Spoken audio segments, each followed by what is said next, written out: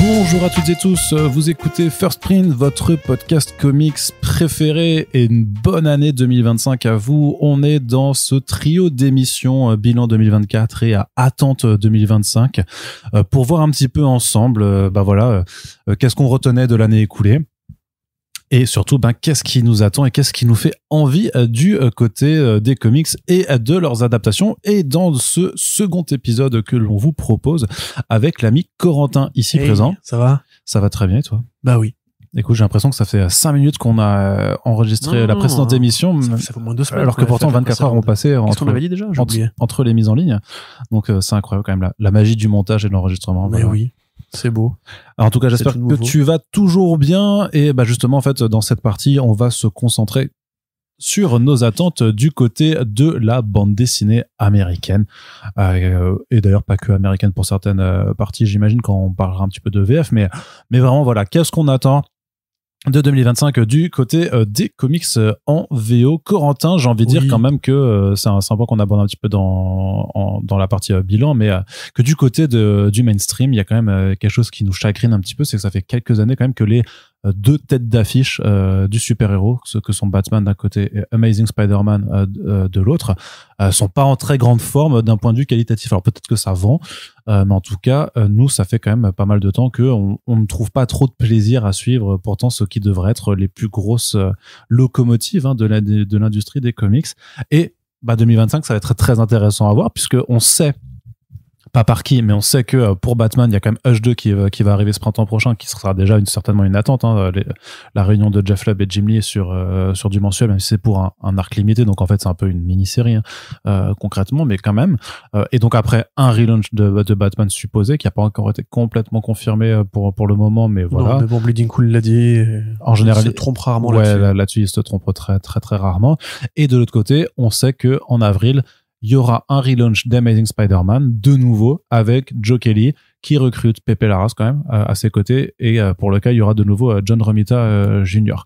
Mais quand même, donc, 2 relaunchs pour les 2 plus grosses séries de l'industrie des comics. On est très grosse équipe créative. On est excité, ou est-ce que, alors pour Desson, c'est pas encore, techniquement, qui reprendra après, donc, Non, mais pour Jeff Lubb, Jim Lee. Oui, c'est sûr que c'est un gros truc. Équipe créative. C'est sûr. Mais donc, on sait pas trop, Est-ce qu'on est excité? Je crois qu'on en avait parlé dans le dernier front page, justement sur cette difficulté que peuvent avoir les super-héros de cette ampleur, de cette importance, à marquer vraiment un cap et à constater une évolution qui soit pérenne et tangible. De fait, Amazing Spider-Man par Joe Kelly, ce sera jamais que le nouveau Amazing Spider-Man par Joe Kelly et Pepe Larraz. Moi, ce que j'espère, en fait, parce que j'ai pas forcément beaucoup d'espoir en termes de narratif formel. Là, on voit un peu Joe Kelly qui prend ses marques, avec cette espèce de premier tour de chauffe qui est Head Death. En termes de rythme, ça n'a pas beaucoup changé. En termes d'idées folles, encore une fois, d'insistance par l'éditorial ou non, ça reste dans les canons de ce qu'on nous a proposé au niveau what the fuck ces dernières années. Joe Kelly, ça reste un vétéran de l'industrie, un mec qui sait parfaitement manier le rythme d'une ongoing, à supposer que ce sera bien le cas. Pepe Larraz, excellent dessinateur, l'une des grosses révélations de Krakoa, de Bloodhunt et tout, Big Game, c'est l'un des très gros artistes mainstream du moment. Donc déjà, ça change un peu parce que c'est vrai que sur Spider-Man, on a eu du bon, mais ça a jamais vraiment duré ultra longtemps. Mais je pourrais même d'ailleurs inclure John Romita Jr. dans ce paquet-là, puisqu'il est pas non plus resté ultra longtemps sur la série principale. Et voilà, mais en fait, j'aimerais juste qu'on me promette autre chose que le quotidien de Peter Parker, qui va savater Doc Ock, qui va savater un bouffon de quelque forme que ce soit, et qu'on arrive enfin à poser une nouvelle ligne de fuite qui serait bon, alors je pense qu'il faut renoncer au mariage Mary-Jane et Peter, évidemment. On a la série Ultimate Spider-Man pour ça. Voilà, tu l'as déjà à côté, donc. Exactement. Ouais, enfin, ce serait quand même pas déconnant, tu vois, ça pourrait faire un gros numéro qui vend beaucoup, tu vois, un numéro mariage Spider-Man. Ouais, mais dont tu serais qui serait forcément annulé à un moment ou à un autre, en fait, parce qu'il y a un historique maintenant avec ça. C'est vrai. Bon, après, ça reste un bon scénariste et un très bon dessinateur. Enfin, les deux sont très bons. C'est plus du côté de Batman que moi, mon point d'interrogation se forme, puisque... Surtout, c'est un peu la même question que celle qu'on pouvait se poser, genre en mode... Quel premier ministre, tu vois? Là, c'est qui pour reprendre Batman après Jeff Lubb? Oui, alors la différence étant que moi, le premier ministre, ça, je m'en bats complètement les couilles parce que, voilà. Parenthèse politique, le premier ministre est nommé par le président, donc il applique la politique du président. Les gars. Alors qu'au au final, l'avantage de Batman, c'est que en général, t'es quand même censé avoir une vision, qu'elle soit bonne ou mauvaise, pour instiller la direction d'ensemble qu'est Gotham City. Et même quand Tynion Ford avait pris des décisions qui, à mon sens, étaient mauvaises, il y avait une cohérence de fond. Il y avait l'idée d'aller dans cette espèce d'esprit techno-thriller qui marchait pas, mais qui était en tout cas une façon différente de concevoir la ville que ce que Tom King a proposé pendant toutes ces années. La question que moi je me pose vraiment, c'est selon l'équipe créative que ce sera, quelle équipe créative que ce soit, est-ce qu'on va revenir au bon vieux temps des très longs runs, parce que Snyder ça a duré très longtemps, Tom King ça a duré très longtemps. On n'a pas eu depuis vraiment de run de plus de 2 ans et quelques, et à mon avis c'est un problème ça, parce que quand tu pars avec Batman, généralement justement, tu as tellement d'armes et d'outils à ta disposition, que ce soit du point de vue du vilain, que ce soit du point de vue de sa psyché personnelle, que ce soit du point de vue de qu'est-ce qui va être la ligne définissante pour la Bat Family, etc., que, alors ça a le côté problématique que tu peux être enfermé avec un scénariste que tu n'aimes pas, comme pour Chip Zdarsky, mais en même temps c'est là que s'épanouit le mieux Batman, pour moi justement, c'est que c'est un personnage qui a beaucoup quand même évolué au gré des runs de Snyder et de Tom King, où on a eu enfin un Batman qui passe dans le 21e siècle, un Batman qui, alors, à tort ou à raison, confronte vraiment sa relation avec le Joker chez Snyder, assume même de prendre de nouvelles origines. Encore une fois, je suis pas forcément d'accord, mais il y avait une volonté d'aller quelque part. Et chez Tom King, justement, à l'inverse, un Batman extrêmement psychologique, extrêmement traumatisé, qui parle de son rapport à Gotham, de son rapport à la mort, de son rapport à Catwoman. Est-ce que pareil, ce serait pas une direction qu'on aimerait bien voir assouvie un jour? Peut-être, parce que voilà, Damian Wayne maintenant il est adolescent. Il y a des choses qui ont vraiment évolué, tu vois. Sa relation avec Nightwing, elle a été résolue maintenant, tu vois. Enfin, on peut plus juste se reposer sur les arcanes du passé. Et à mon sens, justement, ça a été l'erreur de Zdarsky, c'est de se dire qu'on pouvait en fait faire des remakes de Grant Morrison ad vitam aeternam et que le lecteur ne s'en rendrait pas compte. Là, justement, moi, j'aurais peut-être des billes à poser sur. Bon, Ramvé, on a déjà eu Detective Comics, c'est très bien. Je vois mal Cantwell faire un truc en ongoing parce que il a d'autres trucs à faire sur le marché. Mais il y a des plumes qui sont apparues sur le marché indépendant qui pourraient éventuellement se positionner. Ma grande crainte, ce serait justement qu'ils prennent un mec qui serait déjà, ou une meuf. Enfin, une meuf serait intéressant, ceci dit. Ça pourrait au moins être une première. Mais une personne qui viendrait justement du marché tel qu'il est actuellement et qui ne ferait que recycler ce qu'on sait déjà, tu vois. En termes d'hypothèse, t'aurais même l'idée de faire comme ce que fait Marvel avec Amazing Spider-Man en donnant un tour de chauffe sur un arc limité en 8 numéros. Ouais. Et donc de garder Jeff Lubb pour qu'il refasse du Batman en régulier après. Ouais, pourquoi pas, ouais. Mais tu vois, moi, mais là, par contre, c'est du vieux de la vieille, quoi. Oui, mais entre ça et reprendre, je sais pas, David Finch ou je sais pas. Il écrit pas. Je sais pas qui serait l'équivalent chez DC d'un Ben Percy ou d'un Ed Brisson, tu vois. Enfin, ces scénaristes dont on sait qu'ils ont du talent, mais qui n'ont jamais vraiment brillé par un volume extrêmement marquant. Green Arrow par Percy, c'était cool quand même. C'est vrai. Bah, dans ce cas-là, un Saladin Ahmed. Qui a Miss Marvel. Et Black Bolt nommé aux Eisner. Bah ouais, mais ça c'était un autre contexte, un autre éditorial et tout. Mais tu vois ce que je veux dire. En fait, ces scénaristes qui sont un peu milieu de gamme, qui sont capables de très bonnes choses, mais qui en fait n'ont pas honte de cachetonner quand il faut cachetonner.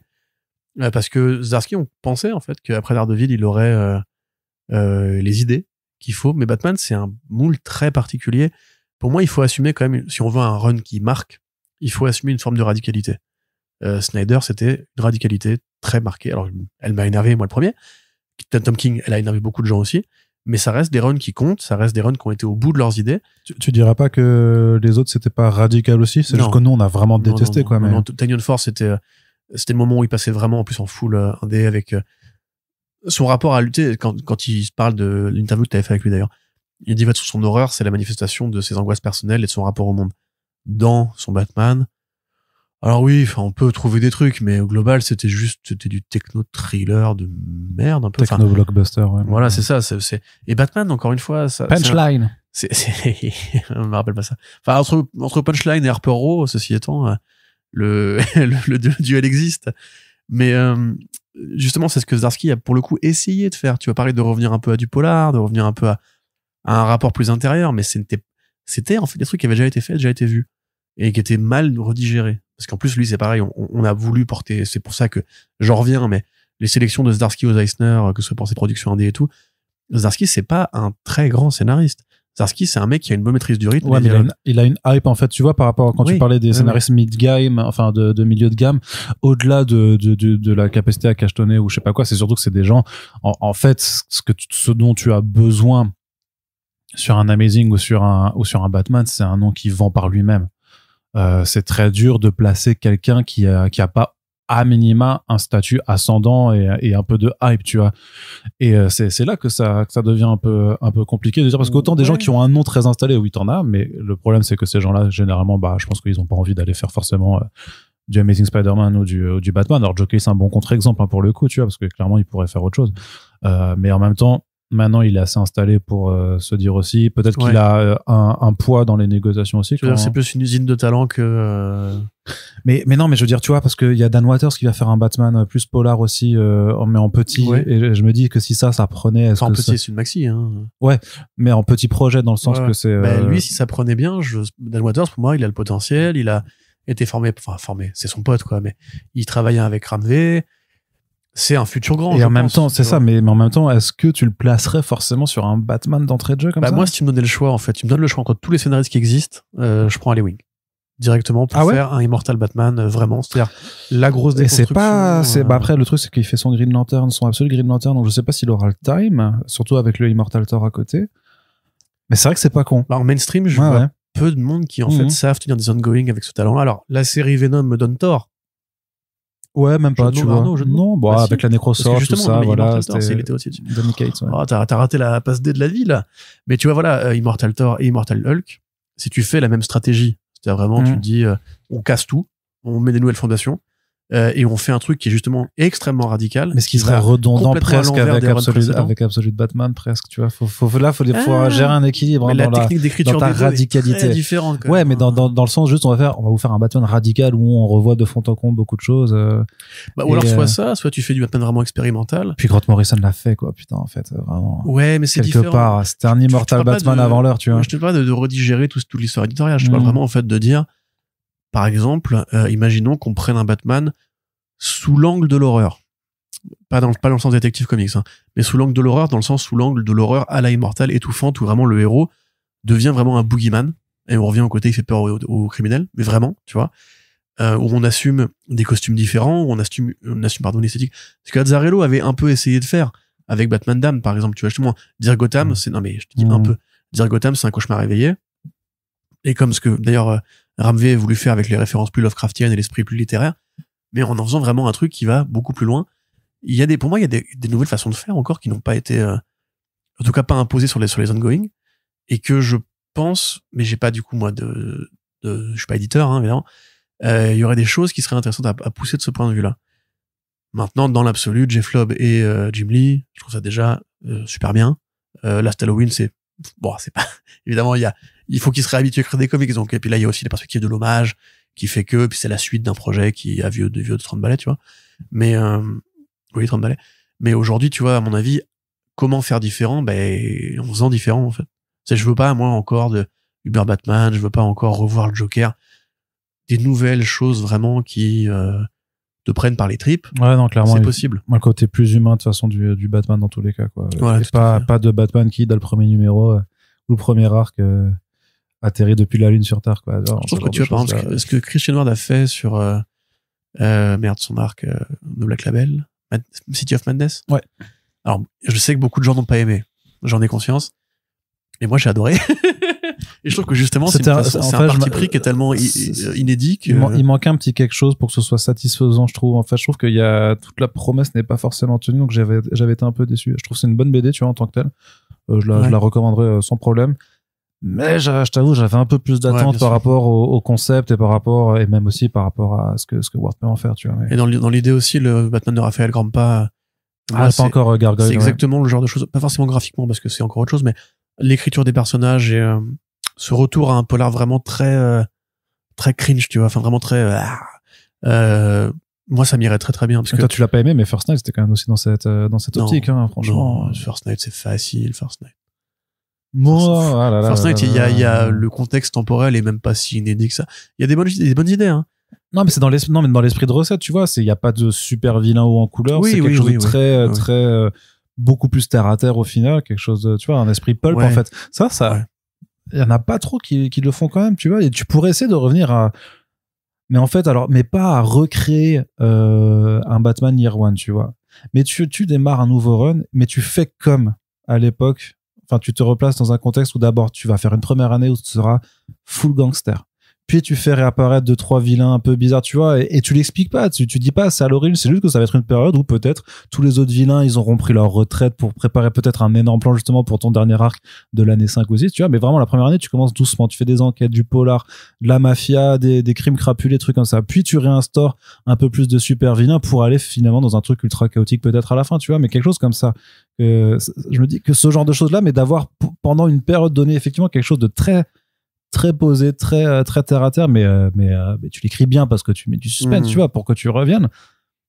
Mais je pense que ça peut être aussi une façon de se démarquer justement. Après, de tout ce qu'on a vécu ces dernières années. Et il y a aussi une solution de facilité qui serait de considérer qu'il y a une période, Gotham City, c'était un flux en mouvement, et que par exemple, quand Bane est passé, après il y a eu Azrael, quand Azrael est parti, après il y a eu Cataclysme, quand il y a eu Cataclysme, il y a eu No Man's Land. Tu peux aussi te dire, faisons le meilleur fisc de Gotham City, où un enfoiré devient le maire de la ville. Ah, ils ont fait ça quand même avec la période Detective Comics de Mariko Tamaki, c'était un peu ça quand même. Hein. Le faire bien. Ah bah. Ce que je veux dire, c'est que pareil, tu vois, tu peux imaginer une crise sociale à Gotham City, tu peux imaginer que, bon, ça a déjà été fait aussi quelque part, mais la fortune des Wayne subtilisée, Batman redevient un héros roots, qui a pas de moyens et tout, tu vois. Il s'est passé ça. Oui, je sais, mais encore une fois, tu peux essayer de le faire avec plus d'ambition, plus de suivi, ou monter un projet en 3-4 ans qui te permette d'installer un run vraiment très ambitieux où tu repars à une base qui est saine et inédite. Parce que le problème, actuellement, c'est qu'on se rend compte avec, quand Ramvé a pris Détective, c'est qu'en fait, on autorise plutôt la série principale à faire du blockbuster, un gros truc parce qu'il faut que ça vende, il faut que ça cartonne et tout. Et en fait, c'est comme Ultimate Spider-Man, c'est sur la lecture dérivée qu'on autorise justement le scénariste à expérimenter. Non, c'est vraiment le Alors qu'il faut expérimenter sur les grosses séries parce que justement, sinon, c'est elles qui donnent l'exemple en plus. C'est elles qui peuvent donner l'exemple en plus. Voilà. Vraiment. Très bien. Mais justement, du côté de la VO, chez DC, si on reste un peu chez DC, il y aura des nouvelles séries absolues quand même. En mars, notamment, il y a un nouveau trio, Martian Manhunter, Green Lantern et Flash. Ouais. C'est les Wings d'ailleurs. Ouais, c'est ce qu'on disait avant. De savoir en fait si ça va se limiter à 6 ou est-ce qu'il y a d'autres personnages auxquels on peut s'attendre. Je pense que d'ici l'automne ou l'hiver, on aura. Il n'y a pas de Green Arrow, par exemple, tu vois, c'est bête à dire, mais Green Arrow, ça fait partie des membres importants de l'univers DC qui est facile à réinventer. Avant Aquaman. Aquaman aussi. Mais putain, en plus, j'ai mis de mon article. Aquaman, c'est extrêmement facile de le réinventer si t'as des bonnes idées, un bon artiste, parce que ce monde des profondeurs. Chaque fois, je le dis, mais Aquaman, je ne comprends pas pourquoi c'est un rock qui est considéré comme ringard, alors que le potentiel du roi, soit tu fais de la fantasy, soit tu fais de l'horreur sous-marine, tu fais un vrai truc politique et écolo, mais vraiment pas juste dire tu fais les trois. Regardez, on a fait une ambassade avec Atlantis. Arrêtez vos conneries. Tu fais les trois. Parlez vraiment de pollution, parlez vraiment des pêcheurs qui surexploitent, parlez vraiment des regards qui disparaissent, enfin tout ce qui se passe en fait, la barrière de corail et tout, enfin les marées noires, enfin il y a vraiment des trucs pareil radicaux que tu peux proposer. Et quand c'est pas que j'ai un peu de lui chez moi, hein, mais quand Ramvé arrive et qu'il fait son projet avec Andromeda avec Christian Ward, toujours le même. Là, tout le monde se dit putain, mais oui, on peut faire ça depuis le début avec Aquaman. Pourquoi personne ne le fait? Parce que Jones l'avait fait avec The Trench, l'horreur sous-marine aussi, tu vois. Ça a pas duré longtemps quand même. Hein. Jones, c'était vraiment du mainstream. Je dis pas ça avec. J'ai bien aimé. Mais il y avait toutes les dimensions pour le coup. C'était de la fable, il y avait de l'épique et du coup très fantasy avec, tu te rappelles, King of Atlantis. Ouais. Enfin, je sais plus c'était ça, pas King of Atlantis, mais Throne of Atlantis. Quand il inondait Gotham et tout ça, quoi. T'avais de l'horreur un passage un petit peu horrifique avec The Trench. C'était quand même éminemment politique aussi. T'avais le passage un peu plus fantasy à l'époque de des coniques. Ouais. Mais même là, tu vois, enfin, pour moi, il faut aller plus loin. Il faut vraiment, et avec Absolute, tu peux aller plus loin parce que c'est la règle. Tu peux même aller plus haut. Ou plus profond. Dans l'eau. Voilà. Donc, sans vouloir se mouiller, moi, je verrais bien justement un Aquaman Absolute fin d'année. Green Arrow, ça me paraît aussi un no-brainer. Ça me paraît évident. Et peut-être un Cyborg. C'est trop tôt, mais. Faut pas non plus, tu vois, que ça se multiplie jusqu'à ce que ça n'ait plus de sens, en fait. Évidemment. Sachant qu'il y a aussi une perspective, alors je pense pas pour 2025, mais peut-être plus pour 2026, d'une grande réunion, crossover, event, soit intra-absolute, soit forcément avec une promesse, vu que l'univers absolu n'est quand même des agissements de Darkseid. Il y a forcément, il y a quelque chose qui est un peu teasé à un moment à la fin du numéro spécial DC All In Special, quoi, avec Darkseid qui a réussi à retrouver ce qu'il appelle sa légion, tu vois.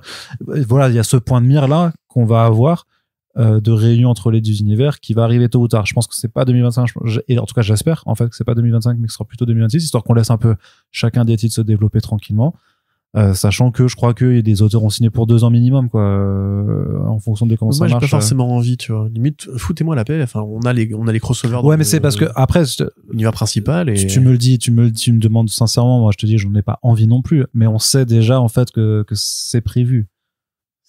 C'est prévu. Non, c'est prévu. J'ai pas.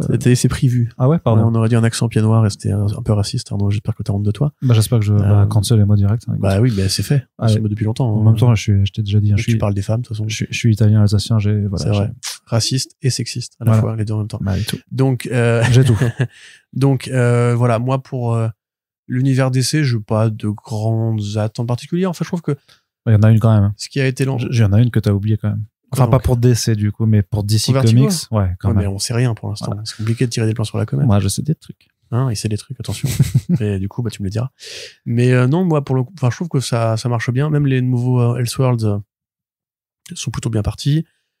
J'aimerais bien que Greg Smallwood se manie un peu le derrière. Ah ouais, pour Barbarian, ouais. Parce qu'il serait quand même temps que, voilà. Mais sinon, ouais, non, moi, j'attends toujours pareil, les nouveautés de chez Tom King en Black Label. Enfin, la formule, elle est bien. Moi, je suis satisfait en tant que lecteur pour l'instant. Donc, oui, après, il y a bien assez à lire de toute façon. Mais pareil, si possible, je sais que c'est industriellement pas faisable, mais un peu moins de crossover au forceps, parce que même Tom Taylor s'en est pas trop sorti avec son Beastworld.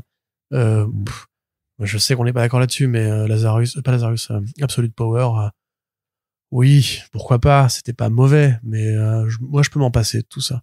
En fait, j'ai pas besoin. Après, toi, t'es à un stade maintenant de lecteur où les crossovers, ça ne te fait plus rêver. Oui, moi, c'est les séries qui m'intéressent, tu vois. Et de ce point de vue, pareil, on sait qu'on aura probablement pas un relaunch, mais peut-être une nouvelle équipe créative sur Superman, ou peut-être du Black Label Superman, ou des mini-séries Superman. J'attends beaucoup de ce qu'ils vont annoncer cet été, effectivement, pour... Il y a tellement de personnages dans le film que tu peux limite t'amuser à faire... Mais j'ai pas envie d'une série Hot Girl, tu vois, je m'en fous. Mais par contre, je suis vraiment très, très curieux de voir, effectivement, ce qu'ils vont faire autour de Superman. J'espère qu'ils vont réellement en profiter. Et pour quelque chose de... Ouais, j'imagine, ils prennent Mark Russell et ils refont une série de JLI. Comme à l'époque de Giffen DeMatteis. Ça, par contre, c'est une vraie série comique. Ça serait ouf. Avec un vrai bon mec qui sait faire marrer les gens, tu vois. Parce que quand tu lis My Bad, justement, tu sais que le gars, il a encore beaucoup de blagues qu'il a pas encore utilisées sur les super-héros et tout. Ça, ce serait vraiment terrible, ouais. Donc, voilà, tu vois, moi, c'est DC, pas grande attente. Chez Marvel, j'attends que la mort de Venom, la mode de Venom meure, parce que j'en ai marre, parce que même Halloween s'en sort plus, parce que c'est nul, tout est pourri. Arrêtez avec les symbiotes. Le concept n'est pas si infini que ça, en vérité.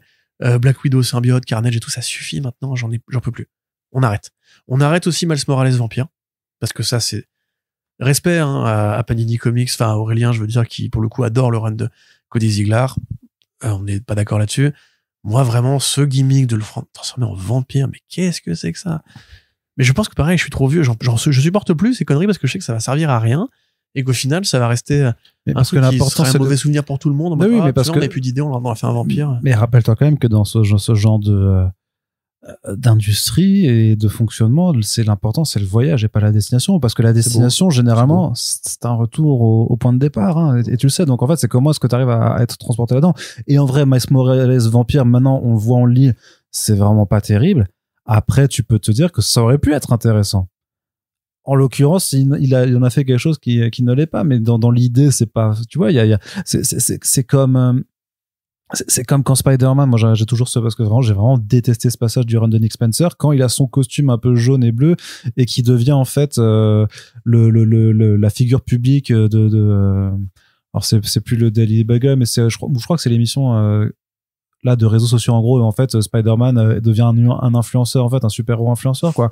En vrai, l'idée elle est pas conne parce qu'elle peut dire plein de choses, tu vois, par rapport à l'âge de Peter Parker, ce qu'il a par rapport, et notamment parce que son rapport aux autres, il est tellement influencé aussi par la façon dont il est traité médiatiquement, donc il y a sûrement plein de choses intéressantes à faire et ils en ont fait n'importe quoi. Enfin, c'était nul, tu vois, c'était vraiment pas très bien. Mais donc voilà, ça, les pitchs les peach peuvent être chocolatés. Bon, bah, ils finissent aux abricots, quoi. C'est ça qui est terrible. C'est très bon, le peach abricot. Toujours pas. Toujours pas. Non, mais si. Non. Parce que t'as des goûts d'enfant de 5 ans. Pas dans le référentiel. T'as pas de palais. Dans le référentiel. Pas de pierre, pas de construction. Pas de construction, pas de palais. Non, mais pas de palais, pas de palais. Donc, après, donc chez Marvel. Dans ce qui, bah, évidemment, le gros point d'achoppement, ça va être One World Under Doom. Je suis curieux de la Doom Academy, parce que j'ai bien aimé les séries Strange Academy, même si ça n'a rien à voir parce que c'est pas la même équipe créative. Mais c'est une façon, pareil, de contourner un peu le côté, ouais, c'est un gros crossover et tout, avec une série jeunesse sur une école de sorciers menée par Doom. Je sais pas, je trouve ça amusant, en fait. Tu te dis, bah, les mecs, ils sont tellement, enfin, ils sont tellement dans la capitalisation absolue que même quand il y a un gros truc sérieux comme ça, ils se disent, bon, on va faire un petit projet, quand même sympa. J'aime bien. Ben Percy et Geoff Cho sur Red Hulk. Je suis curieux. Voilà. Autant je ne suis pas curieux de la série Sam Wilson Captain America, malgré le nom de Greg Pak. Commencé d'ailleurs. Malgré le nom de Greg Pak et le fait que bah c'est quand même Sam Wilson qui est un bon personnage et tout. En faire une mini en 5, je trouve que ça l'absence de testicules est remarquée. C'est si joliment dit. Je suis content aussi pour Colin Kelly et Jackson Lanzing qui continuent un peu leur run sur Thunderbolts, qui est la suite de leur Captain America, mais pareil. Pourquoi ne pas leur l'avoir laissé en fait une autre série Captain America parallèle? On peut avoir plusieurs Batman, on peut avoir plusieurs Cap. Les mecs clairement ils avaient un projet en tête et maintenant ils se retrouvent relégués à faire des tie-in à un crossover pour continuer leur run Thunderbolts. Ça fait un peu petit bras alors qu'eux en plus c'est des mecs qui ont du talent, tu vois, et qui avaient l'air de bien s'installer chez Marvel. Ben Percy, j'avoue j'en ai Red Hulk, je suis content, mais par contre j'en ai un peu marre. Wolverine les débuts là, je crois que Ghost Rider c'était lui, pareil c'est vrai qu'il y a eu bonne presse. Je comprends pas pourquoi, enfin vraiment je trouve ça chiant et moche, et pourtant j'adore Ghost Rider, hein. Mais enfin je sais pas, je comprends pas trop le goût du public en ce moment. Hulk pardon, bah voilà. Tu ne suis pas l'avis général. Non mais en fait là pour l'instant je trouve que chez Marvel vraiment à part Thor, Deadpool, les Fantastic Four pour le coup une vraie bonne surprise, Doctor Strange et quelques trucs des X-Men comme bah le Uncanny est pas mal. Moi je m'emmerde actuellement chez Marvel. Je suis quand même vraiment curieux de savoir comment est-ce que One World Under Doom va être considéré, comme on l'avait dit au précédent podcast, le vrai retour du point de vue canonique de tout un statu quo qui impacte le maximum de séries possibles et pas juste des tie-in ou des numéros machin. J'y crois pas en fait. Série X Factor aussi de Russell qui est très bien, hein, que je vous conseille. Et évidemment, bah voilà, le vrai truc important et utile, ça reste l'univers Ultimate. Ultimate Wolverine va se lancer. Alors un peu déçu par contre par le numéro là Ultimate One Year In qui servait absolument à rien. Bah, c'était un récap, non en fait, c'est pour ceux qui oui, c'était un récap, pour ceux qui prennent le chemin en cours de route et qui ont pas envie de se taper 4 x 12 numéros. Ouais, mais c'était un récap un peu à la con en fait, parce qu'il s'est pas passé grand chose depuis un an en fait, à part dans la série Ultimate où ils ont activé beaucoup de pouvoirs. En fait, c'est un récap pour ceux qui n'ont pas lu Ultimate. Et au global, il y a pas non plus 40 numéros, tu vois, donc voilà, ça a pas donné tant de direction que ce que j'espérais. Big up aux fans de Nick Fury qui étaient ravis du retour de Nick Fury Babtou, et au final bah ils ont mangé. Bon, tu l'as lu le numéro? Non, pas encore. Non. Ok. Voilà, bon moi j'attends du coup Imperial. J'attends Imperium, c'était Joshua Dysart chez j'attends le crossover de l'été chez Marvel pour les Ultimates. J'attends One World. Si c'est pas la même chose. Ah, du coup tu viens de quelque part tu reconnais peut-être, alors écoutez le dernier front page, on s'est battu là-dessus, sur la nature d'Imperial, mais tu concèdes déjà en ton fort intérieur que peut-être que Imperial et le crossover Ultimate, c'est pas la même chose. Je n'exclus pas la possibilité. Je suis un journaliste et pas un parieur sportif. Tout à fait. Donc, ce que je voulais dire, voilà, ce truc-là, ça m'intéresse aussi. Le retour du Hickman sérieux, en fait, parce qu'effectivement, comme on l'a dit au dernier podcast, le Hickman de cette année, c'était le Hickman récréatif. Là, moi, je veux un vrai Hickman. Je veux le Hickman planificateur. Je veux le Hickman qui me fait des schémas qui veulent rien dire pour me dire ça c'est tel clan, telle faction. Il y a une histoire de 1200 ans dont tout le monde se fout, mais qui existe dans son cerveau malade. Et qui s'appelle les Rio Gods. Non, ça c'est pas la peine de revenir là-dessus. D'ailleurs, ça n'aura aucune importance. Parce que c'est pas bien. Qui tout double sur les falafels, frérot. Et sinon, ouais, après, moi, j'espère vraiment que l'univers va se réveiller avec Doom. Et aussi, alors, du coup, ce serait dommage parce qu'il est en bonne forme, mais j'imagine qu'il y aura un relaunch des FF l'année prochaine, et ce serait pas étonnant en tout cas. Oui. Et quelle équipe créative? Est-ce que North, parce qu'il a pression en interne, North c'est même lui qui écrit la série actuellement One World Under Doom, il monte un peu des grades et tout. Pourquoi pas, tu vois, s'il veut rester, tant mieux, et s'il y a moyen de reprendre vraiment une vraie grosse série FF qui ne serait pas juste pour les fans, et vraiment un truc qui prenne le lead de l'univers Marvel pendant 6 mois, 1 an, jusqu'à ce que les conséquences de Emperor Doom soient réglées, c'est faisable. Et derrière, si pareil, Marvel veut se motiver, comme ils le font avec Tony Flix, pour faire des séries, des mini-séries hors continuité sur les FF, carrément, même sur le Silver Surfer, sur Galactus, il y a beaucoup de choses à dire. Voilà. Très très bien. Bon, on sait aussi que 2025 ça va être une grosse année pour 2-3 autres trucs. On a noté parce qu'on essaie un peu on fait pas un récap en fait de tout ce qu'on a déjà listé dans nos front pages, mais quand même John Romita Jr. qui va être beaucoup mis en avant parce qu'on sait qu'il aura un projet chez Distillery. Il continue sur Amazing Spider-Man sur le relaunch, mine de rien. Alors, je sais pas s'ils vont alterner des numéros avec Pepe Larraz ou s'il fera des backups ou je sais pas quoi. Pepe Larraz, John Romita Jr. Pepe Larraz, John Romita Jr. Mais des comme ça. Il va retrouver Mark Millar. On sait qu'il planche sur un nouveau projet avec Mark Millar. Donc, c'est des grosses retrouvailles. Ce serait pas la suite de Kick-Ass. Puis, grosse actualité avec sa présence au FIBD en début d'année. Ce serait que pour les fans de Romita Jr., 2025, c'est fat. C'est Gucci, disent les jeunes. Personne dit ça. Si, c'est poulet. Ils disent c'est le poulet. Non, c'est moi qui t'avais appris. Mais ils disent les poulets, mais ici ils disent c'est Gucci, apparemment. J'écoute des podcasts de jeunes, c'est pour ça que moi aussi. Plein de trucs sur. Il y a c'est Goldé aussi, mais ça commence à disparaître, c'est Goldé. Ouais. C'était 2021. Oui, c'est un peu vieux maintenant. Ouais. Ça va trop vite aujourd'hui avec TikTok et tout. Donc bref, cool de ce point de vue-là, très chouette. On aimerait bien que d'autres légendes ancestrales comme Frank Whiteley soit aussi actif. Il sera au FIBD aussi quelque part. Oui, c'est pour ça que je c'est déjà bien. Mais effectivement, Romita Junior qui se remotive bien à bosser, tant mieux, très bien, super. Il y a un nouvel univers partagé parce qu'on a dit dans le bilan que les licences fonctionnaient bien et effectivement IDW prend le pas, pas prend le pas parce qu'ils en font déjà plein des licences, mais sur Godzilla, alors qui est exploité en comics, il n'y a pas de souci depuis bien longtemps, mais là ils veulent vraiment faire un vrai univers partagé Godzilla. Ouais. Et ça, tu te dis quand même, à quoi, dans quel but, à quelle portée, quels seraient les titres, quelle perspective. Le but, c'est de faire des crossovers qui feront de la moula, je pense, mais t'as pas, oui, mais dans ce cas, tu fais juste une mini-série incroyable. Mais moi, je suis pas, attention, Godzilla, d'ailleurs, qui en plus sera sur tous les fronts, il va chez Marvel, il revient chez DC aussi, on en aura partout. Oui. Mais pas au cinéma, pour le coup, malheureusement. Non. Après, on a bien graillé cette année avec Minus One, donc. Oui. Mais seulement avec Minus One. Oui. Parce que tu m'as fait peur, là. L'autre, je l'ai pas vu. D'accord. Mais t'as raison de pas le voir. J'ai refusé tu as raison de pas le voir. Il y aura une suite, d'ailleurs, à celui-là. Voilà. Peut-être que Godzilla aura les cheveux verts, sinon c'est pas super guerrier, forme 3, Super Saiyan Blue, Ultra Instinct. Mais donc, bref, Godzilla. C'est cool et c'est pas cool parce qu'effectivement, IDW, qui met tous ses œufs dans le panier Kaiju et Tortue. Bon, je dis pas que ça a toujours été un éditeur qui était ultra utile ou proactif sur les créations originales, et on a déjà beaucoup d'enseignes qui font ça très bien. Maintenant, il faut quand même réaliser que derrière le fantasme de l'éditeur, parce que c'est un fantasme d'éditeur, hein, tu dis univers partagé et licence, il y a des dollars dans les yeux, il faut quand même poser un narratif qui soit viable. Alors, c'est des champions du comics à licence, eux, ils ont pas attendu la mode de cette année, hein, mais est-ce que effectivement ils trouveront une idée, parce que personne n'a jamais vraiment réussi à faire ça. Les Shin Godzilla, c'était toujours des films Godzilla avec parfois des spin-offs sur Mothra, sur Rodan et tout, mais globalement tu vois un film Godzilla, limite t'as pas besoin d'avoir vu ceux d'avant, tu connais les monstres, tu rentres dans l'aventure et voilà. Des crossovers, on sait que Legendary voulait faire ça à une époque, un vrai univers partagé Godzilla, et à part Kong, il y avait des albums en plus de BD. Ouais, non mais voilà, n'en parlons plus, hein, ça fait trop mal. À part avec Kong, les rencontres qui ont eu lieu n'ont pas été vraiment déterminantes, et même Kong n'a pas eu de film en solo depuis Skull Island. Donc moi je sais pas, je pense que c'est la quadrature du cercle, que c'est pas possible de faire un vrai univers partagé, parce que ce sont des personnages qui ne parlent pas, donc ils peuvent pas avoir une histoire à eux, leurs histoires sont toujours vécues du point de vue des humains qui analysent leurs mouvements, les côtoient, les fréquentent, éventuellement interagissent avec eux, mais c'est très rare.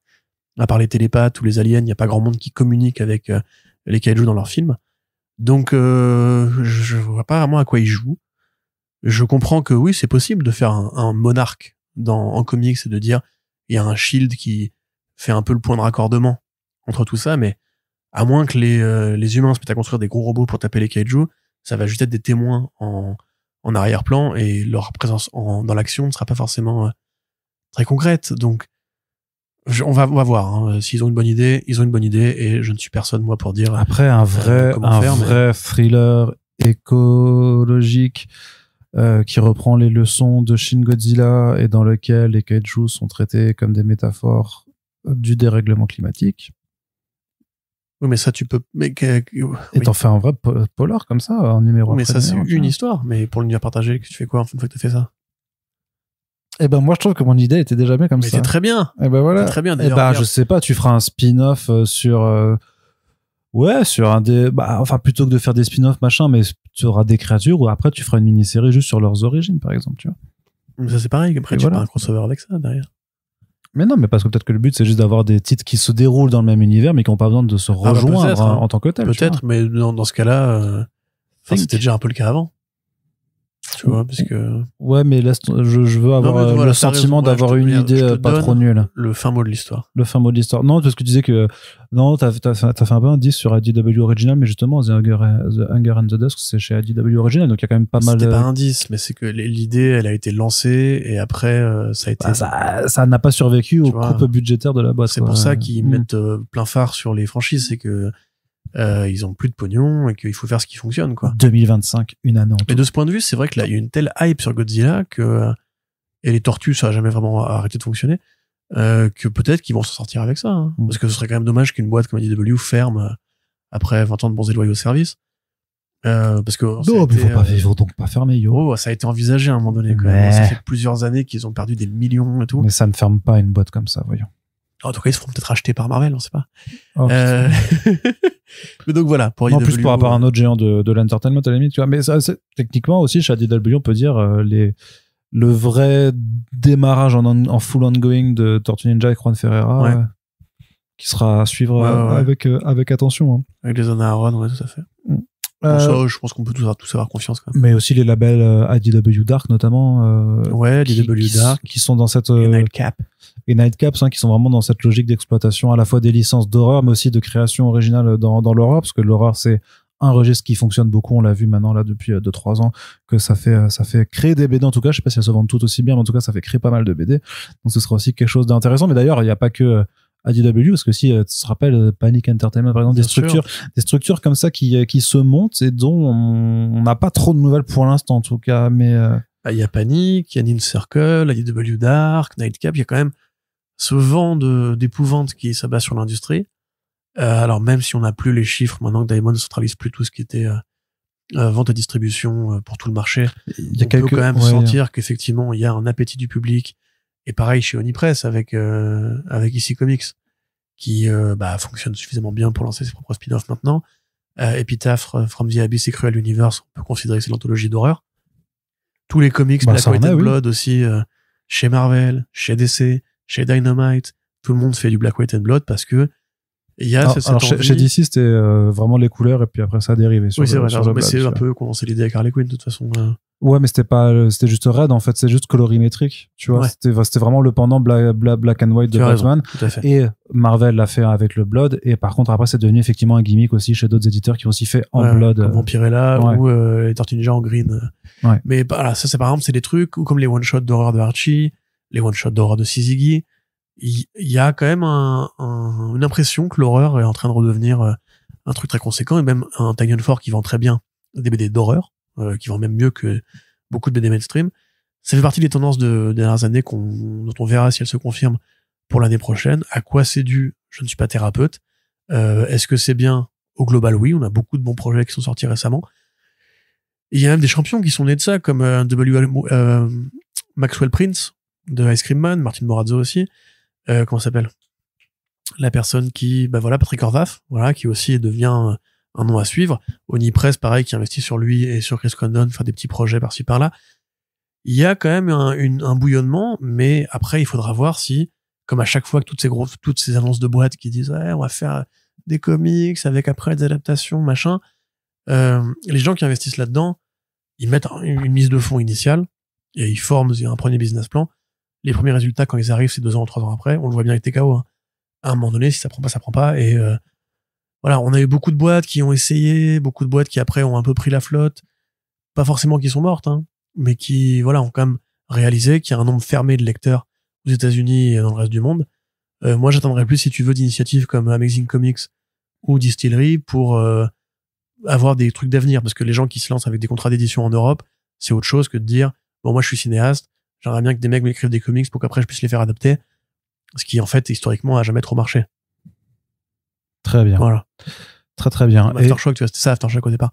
C'était on monte une boîte à la Image, mais on vous facilite la transition vers Hollywood, et au final, qu'est-ce qui a été vraiment adapté? Rien. Non, mais en plus, il y a eu des bails avec Aftershock qui payait pas ses auteurs non plus. Donc, on se rappelle des frères Miranda, ils disaient ils nous doivent plusieurs dizaines de milliers de dollars. Ça c'est très très mal fini quand même, cette histoire aussi. Donc, je pense qu'il y avait des montages chez eux. Et de la même façon que TKO aussi, c'est monté avec un pied.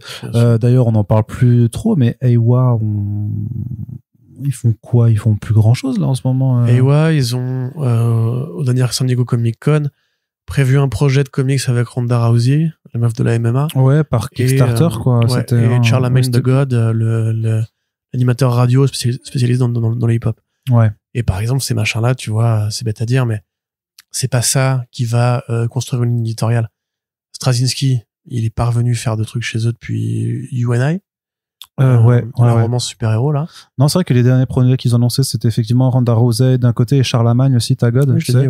Pardon, mais je veux dire que, à part ces deux-là, ils ont pas trop... Erratic, il n'y a pas eu de nouvelles annonces.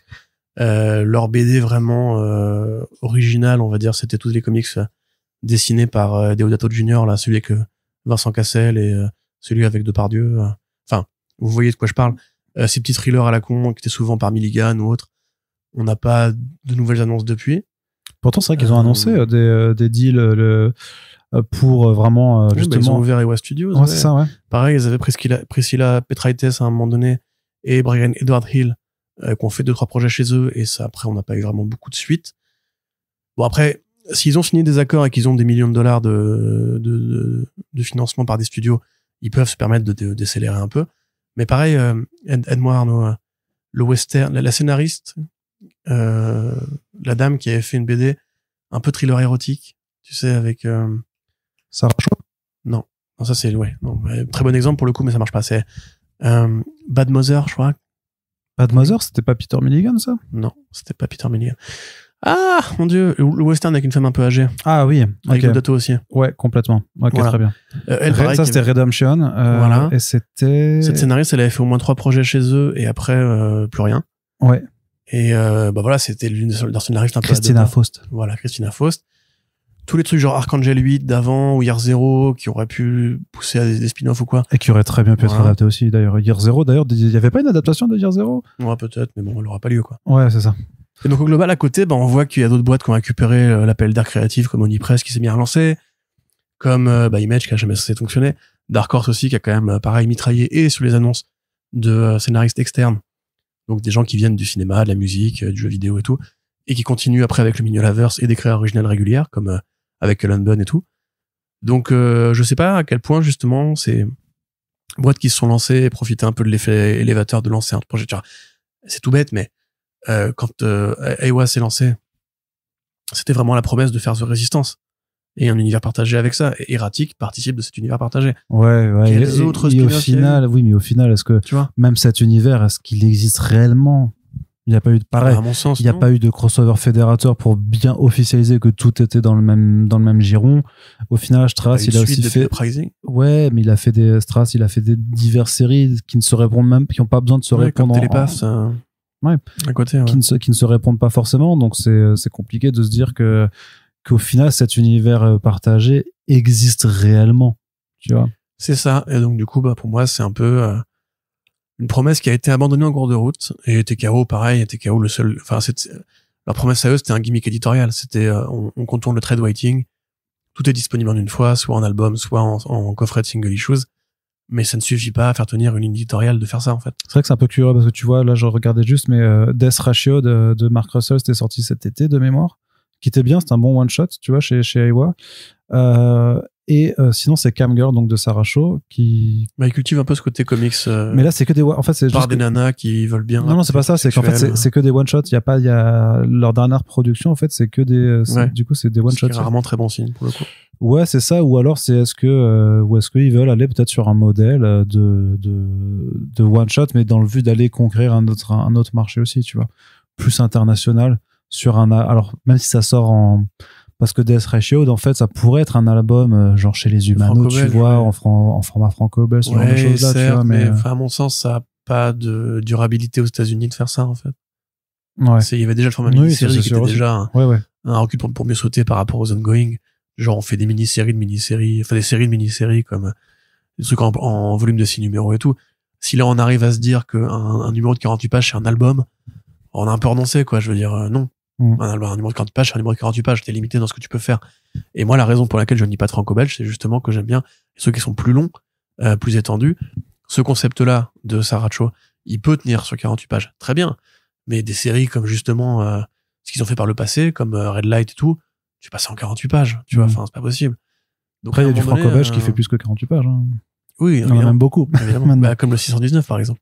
Par exemple. Et du franco-belge. Oui, et pas que ça. Ah, non. Et pas que ça. Du coup, ça n'a rien à faire, ça. Voilà.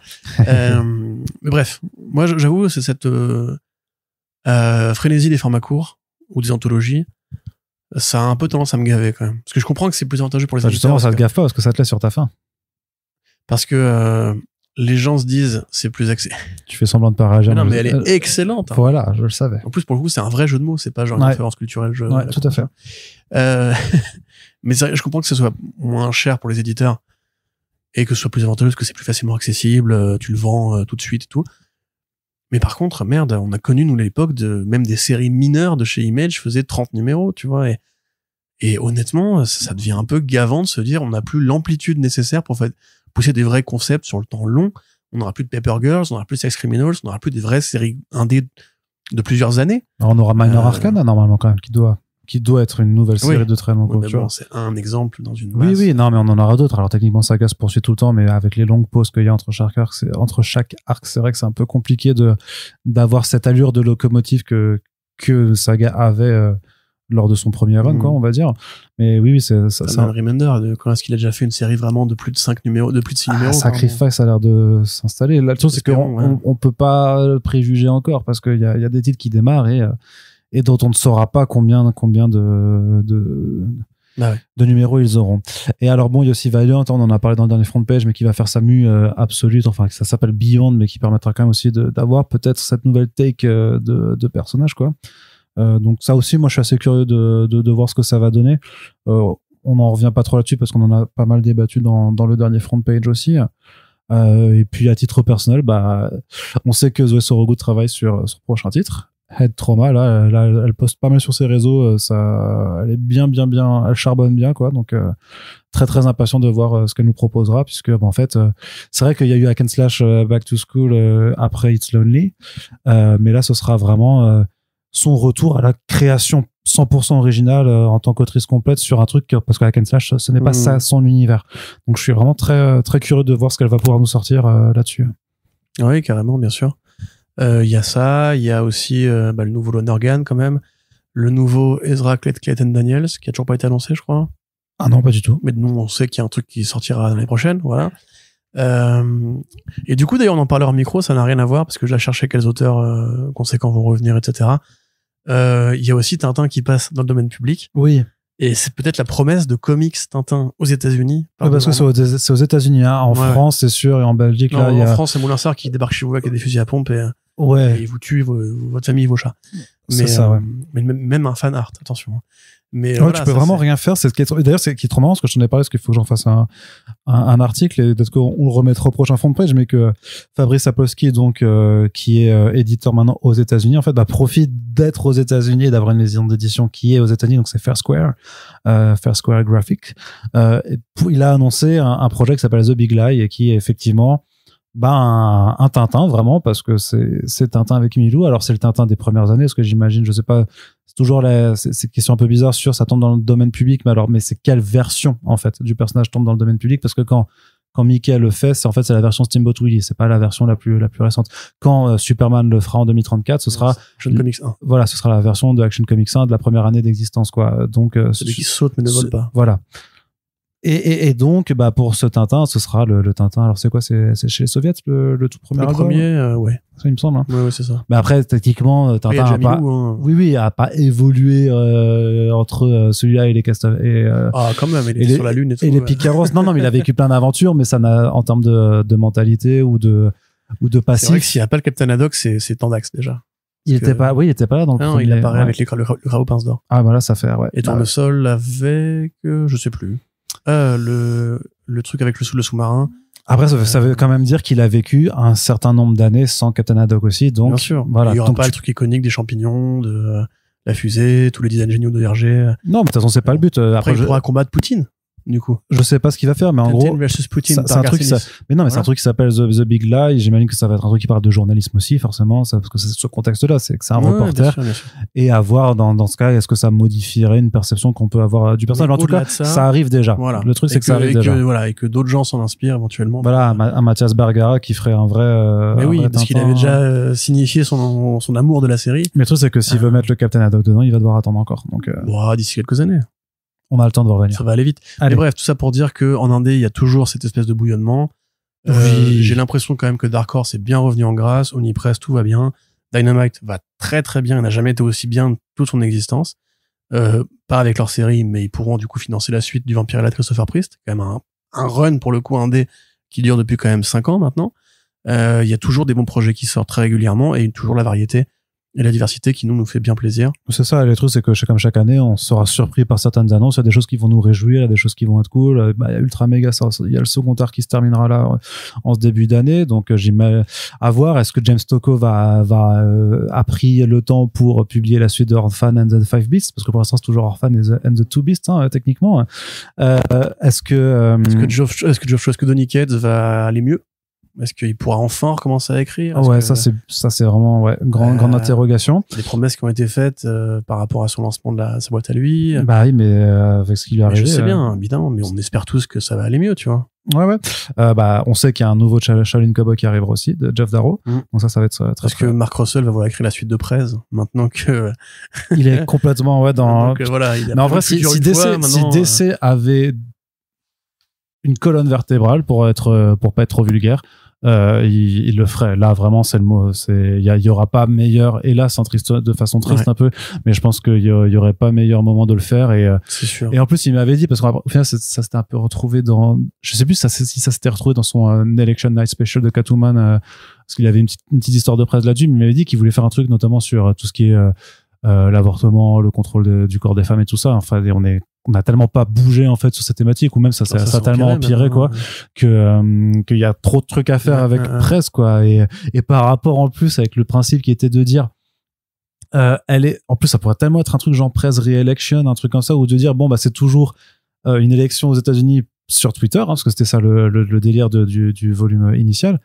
Mais en prenant le compte en fait que peut-être que maintenant le réseau social en question appartient à un fou furieux crypto-fasciste, pour voir un peu comment ça se passe. Enfin bref, il y a trop de trucs à faire, mais sinon donnez-lui les droits pour le faire en indé, et puis voilà. Et un sujet qui n'est pas lié à un éditeur ou à un auteur ou une tendance du marché quelle qu'elle soit, ce sera d'observer encore et toujours l'impact potentiel de l'intelligence artificielle sur la BD en 2025. On a eu des épiphénomènes cette année qui n'ont pas été agréables. Est-ce que Sorrentino reviendra sur des intérieurs quelque part? Bien sûr. À côté de ça, t'as sur les réseaux Artyom Trakhanov qui accuse Panossian de faire des couvertures en IA et après de repasser des crayonnés dessus pour que... merde. Et en vrai, quand tu vois, je t'enverrai le truc, mais quand tu vois les exemples qu'il cite, c'est compliqué de ne pas le voir. Est-ce que il y a des artistes qui vont arriver sur le marché en considérant qu'il faut utiliser ces outils, d'autres qui vont réussir à le faire sans se faire choper? Est-ce que DC, en accord avec ce que nous avait dit Jim Lee, serait partie prenante d'une signalétique pour commencer à ouvrir cette porte qui aura du mal à être fermée?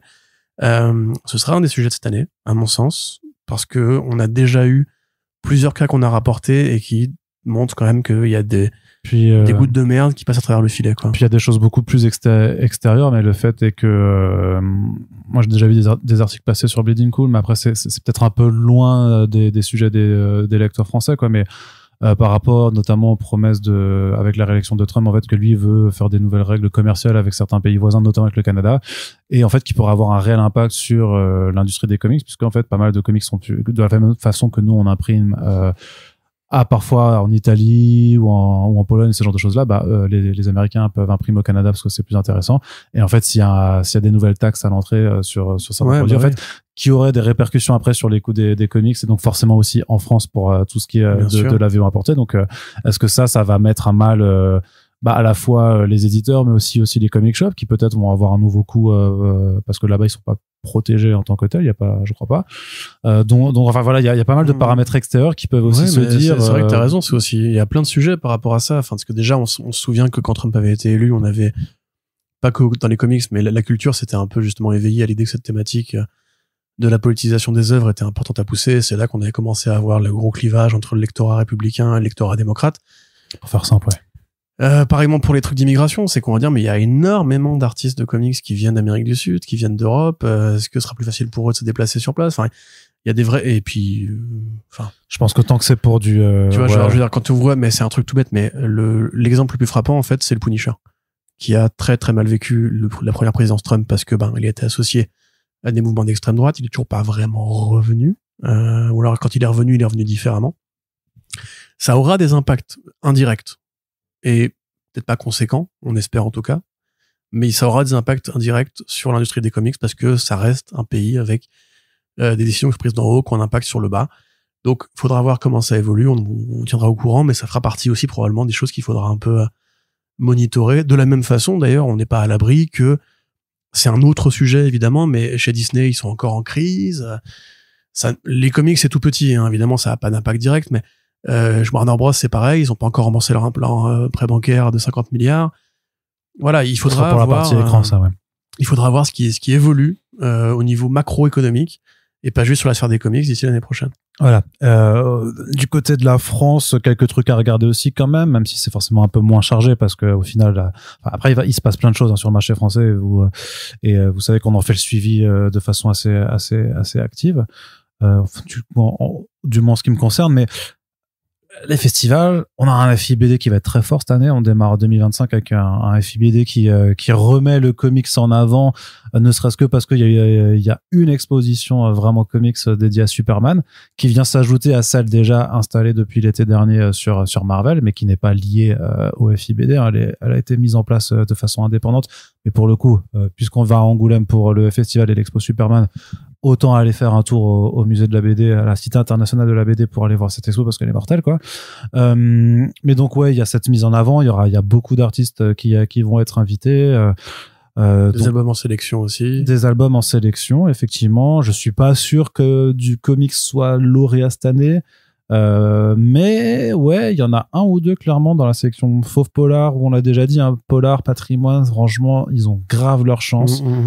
Apparemment, il y a un fauve pour un prix spécial pour les nouveaux auteurs qui ont que 3 BD à l'heure active. Donc en vrai, le au-dedans de Will McPhail, il peut quand même grave tomber là-dedans, parce qu'au final, c'est un jeune auteur, techniquement. Donc voilà, mais en gros, clairement, le comics doit être mis en avant là-dedans. Mais c'est vrai que pour le reste de l'événementiel sur 2025, moi j'ai quand même une question à soulever. C'est d'une part, déjà, quels autres artistes viendront à Comic-Con en avril? Le Comic-Con France, là. Mais pour l'instant, on a Mike Grell. Voilà. Et c'est tout. Pour l'instant. Voilà. C'est déjà, entre guillemets, une belle prise. C'est une belle prise, mais ce n'est pas c'est pas du stigma d'une prise de conscience de leur part, je pense. Je suis, ouais, moi, tu peux pas vraiment le vendre au grand public, Mike Grell, pour le coup. Oui, mais. En disant, il a inspiré la série Arrow. Ouais, bien sûr, mais c'est pas justement, vu que c'est pas un gros nom qui fait vendre en tant que tel, c'est de te dire, est-ce que c'est parce que c'est le seul qui était OK ou le seul qui s'en trouve? Soit ça, soit ils ont pris le budget que ça leur a coûté de ramener Eastman et ils l'ont coupé en plusieurs petites parties pour ramener plus d'artistes pour les fans. Ouais, je sais pas comment l'interpréter parce que pour l'instant on n'a pas d'autres noms pour le moment, mais justement, est-ce qu'il y aura plus d'ambition de ce côté-là ou pas? Mais surtout, l'autre interrogation, c'est Paris Fan Festival. Qu'est-ce qui se passe? Et si on pose la question, c'est qu'on ne sait pas, tu vois, en fait, littéralement, on n'a pas de nouvelles. On a essayé d'en avoir, mais on n'a pas de nouvelles. Moi, mon intuition, c'est que si ça revient, déjà, ce sera pas au printemps, ça c'est sûr. Là, de toute façon, c'est sûr. Ils reviendront pas ce printemps. Est-ce qu'il y aura une édition automnale? Est-ce qu'ils se sont décalés pour aller vers une période qui est moins chargée? Parce que Le problème, c'est que le printemps, t'as Comic-Con qui est venu se greffer, alors qu'il y avait aussi Paris Manga qui était pas très très loin. Donc l'année dernière, j'imagine que c'était un peu bouchonné. Ouais. Bah ouais, c'était à 2 semaines d'intervalle à chaque fois, quoi. T'avais Paris Manga, puis Comic-Con France, puis Paris Fan Festival. Donc en fait, c'était pas vivable, même pour les gens qui y vont pas, quoi. Enfin, je veux dire, qui vont pas aux 3, mais faut faire des choix. Donc forcément, ça a un impact sur le volume de gens qui se déplacent. Donc ouais, ça c'est mon interrogation là-dessus, c'est est-ce qu'il y aura une édition 2025 de ce côté-là on espère. Après, faut voir comment et par qui c'est fait aussi, parce qu'il y a eu des changements au sein même de l'orga du PFF. Donc même si ça reprend, est-ce que ça reprendra avec les mêmes ambitions? Si jamais ils ont des problèmes de trésorerie qui ont fait que ils ne sont plus en capacité d'être en concurrence frontale avec d'autres salons, peut-être qu'il va y avoir des choix d'économie d'échelle qui vont être faits aussi. Tu vois, enfin. C'était une belle parenthèse enchantée, ces 2 premières éditions, mais on peut. Alors c'était 3 du coup, mais la première on n'y était pas, c'est tout. Ah bah voilà. Mais voilà, il faudra voir aussi comment ça évolue et aussi d'une manière générale, pour quitter un peu le sujet des salons, est-ce qu'on va enfin sortir un peu de la crise des prix? Attention, je te regarde dans les yeux, Arnaud, réponds-moi. Non. Oui, c'est non. Non, en fait, j'en sais rien. En fait, là, j'ai le tableau du SNE qui est sorti pour l'actualisation de la grille de janvier 2025 montre qu'il y a très peu de choses qui changent du côté des comics. En fait, de toute façon, ça fonctionne par bloc en général. En général, justement, Panini change ses prix au 1er janvier et les autres, c'est plutôt en juillet. Donc, en gros, mais c'est vrai que 2024 a été vénère, en fait, notamment pour la ligne tarifaire de iComics, clairement, qui a fait énormément de déçus. Avec des tarifs du rapport, et pourtant moi je suis le premier à dire mais c'est pas le rapport quantité prix qu'il faut regarder tout ça, mais là oui mais non, encore une fois je suis d'accord. En période d'inflation, les salaires n'ont pas suivi l'augmentation. Non mais de toute façon c'est pas que ça, c'est quantité de pages, prix de l'album, mais aussi le format général, tu vois, puisque t'es plus enclin à mettre un prix plus élevé dans un truc qui est très très beau, et ça n'a pas été suivi en fait quand tu vois le format. Autant sur Dawn Runner ils ont franchement ça a été nickel, mais c'est vrai que sur les deux So Good, moi j'étais triste, quoi, de voir qu'il était aussi cher par rapport aux albums qui avaient été édités, qui étaient assez bien, enfin ils étaient normaux, quoi. Non, mais t'as raison là-dessus, mais par contre on aura encore une fois tort d'oublier que tout ça s'inscrit dans un contexte social qui est ce qu'il est, tu vois. Mais pour faire le bilan et que dire que Urban aussi, il y a eu des augmentations de prix assez vénères. Ça se voit aussi d'ailleurs sur la gamme Urban Nomade, qui est le 13,90 là, pour les plus grosses paginations. Bah mine de rien, même si ça reste toujours plus accessible, c'est quand même un truc psychologiquement important du fait de, en fait, non, cette offre Bosch ne sera plus en dessous de la ligne psychologique des 10 balles ou des 11 balles si on était à 10,90, tu vois. Donc voilà, interrogation sur est-ce que d'ici la moitié de l'année prochaine, est-ce que pour les Marvel Pocket, ils vont réussir à tenir, ou est-ce que ça va aussi finalement augmenter? Parce qu'à mon sens, de toute façon, les comics au format poche, c'est une alternative, et l'idée, c'est d'installer une collection, mais qui, à mon avis, doit être fini à un moment. Tu peux pas l'étendre ad vitam aeternam. C'est en fait, faut que tu fais ta sélection sur, voilà, je veux, c'est 20 titres disponibles tout le temps en format poche pour ceux qui veulent démarrer. Mais tu peux pas, parce que sinon les gens vont attendre, en fait, que toutes tes nouveautés arrivent finalement en poche. Et ça, pour la BD, c'est pas économiquement. Non, je suis pas d'accord avec toi là-dessus. À mon sens, c'est une gamme Platinum que tu fais pour les albums qui sont considérés comme des indispensables. Ça s'appelle Must-Have, ça. Ben oui, mais Must-Have, c'est nul. C'est la différence, c'est que il y aura toujours pour moi assez de chefs-d'œuvre ou de trucs qui sont faciles à mettre dans les mains des gens avec 5 à 10 ans de décalage pour que les gens qui veulent lire, mais regarde, pourquoi les gens continuent à lire du single? C'est pas du Platinum parce qu'en plus c'est un format plus petit, et toi-même c'est un format poche. T'as été très critique. Mais je suis toujours sur le fait que c'est trucs que je refuse de lire, je refuserai toujours de lire comme ça. Tu peux me rééditer 25 fois en nomade Watchmen, je vais jamais lire Watchmen en nomade. D'autant plus pour ne pas non plus passer tout, qu'il faut à un moment arrêter, tu vois, parce que de toute façon c'est pas non plus le format pour lequel c'est. Je sais pas. Après, tu connais mieux l'édition française que moi, mais à mon avis, c'est une œuvre de complément qui a juste vocation à s'adresser à un autre type de public. Et ça c'est un public qui dépense moins, un public qui juste se fout complètement du rapport à la taille de la planche, qui n'est pas non plus un fanatique des dos toilés ou du marquage à chaud. Et ce public-là, tant qu'il consomme, je vois pas d'intérêt de couper la production. En fait, tant que ça vend, c'est triste à dire, mais tant que ça vend, pourquoi est-ce qu'ils arrêteraient le truc? Là, ils ont fait quoi? Ils ont fait 25 titres en nomade? Le fait c'est que justement, si ça s'est réduit aussi en termes de nombre de vagues et de titres, c'est que tu sais bien que derrière, c'est-à-dire que ça ne se vend pas tant que ça. Ouais. En tout cas, que ça se vend pas autant peut-être que ce qu'on pourrait penser. Et peut-être aussi parce que c'est ce que moi je craignais depuis le début, c'est que ça a pu avoir un impact sur les ventes.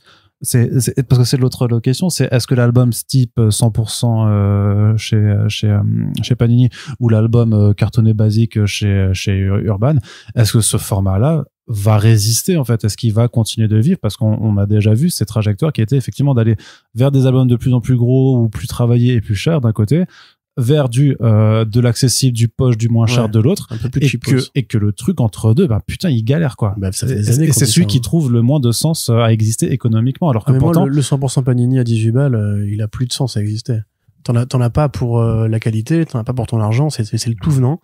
À une époque, c'était fait en souple en plus.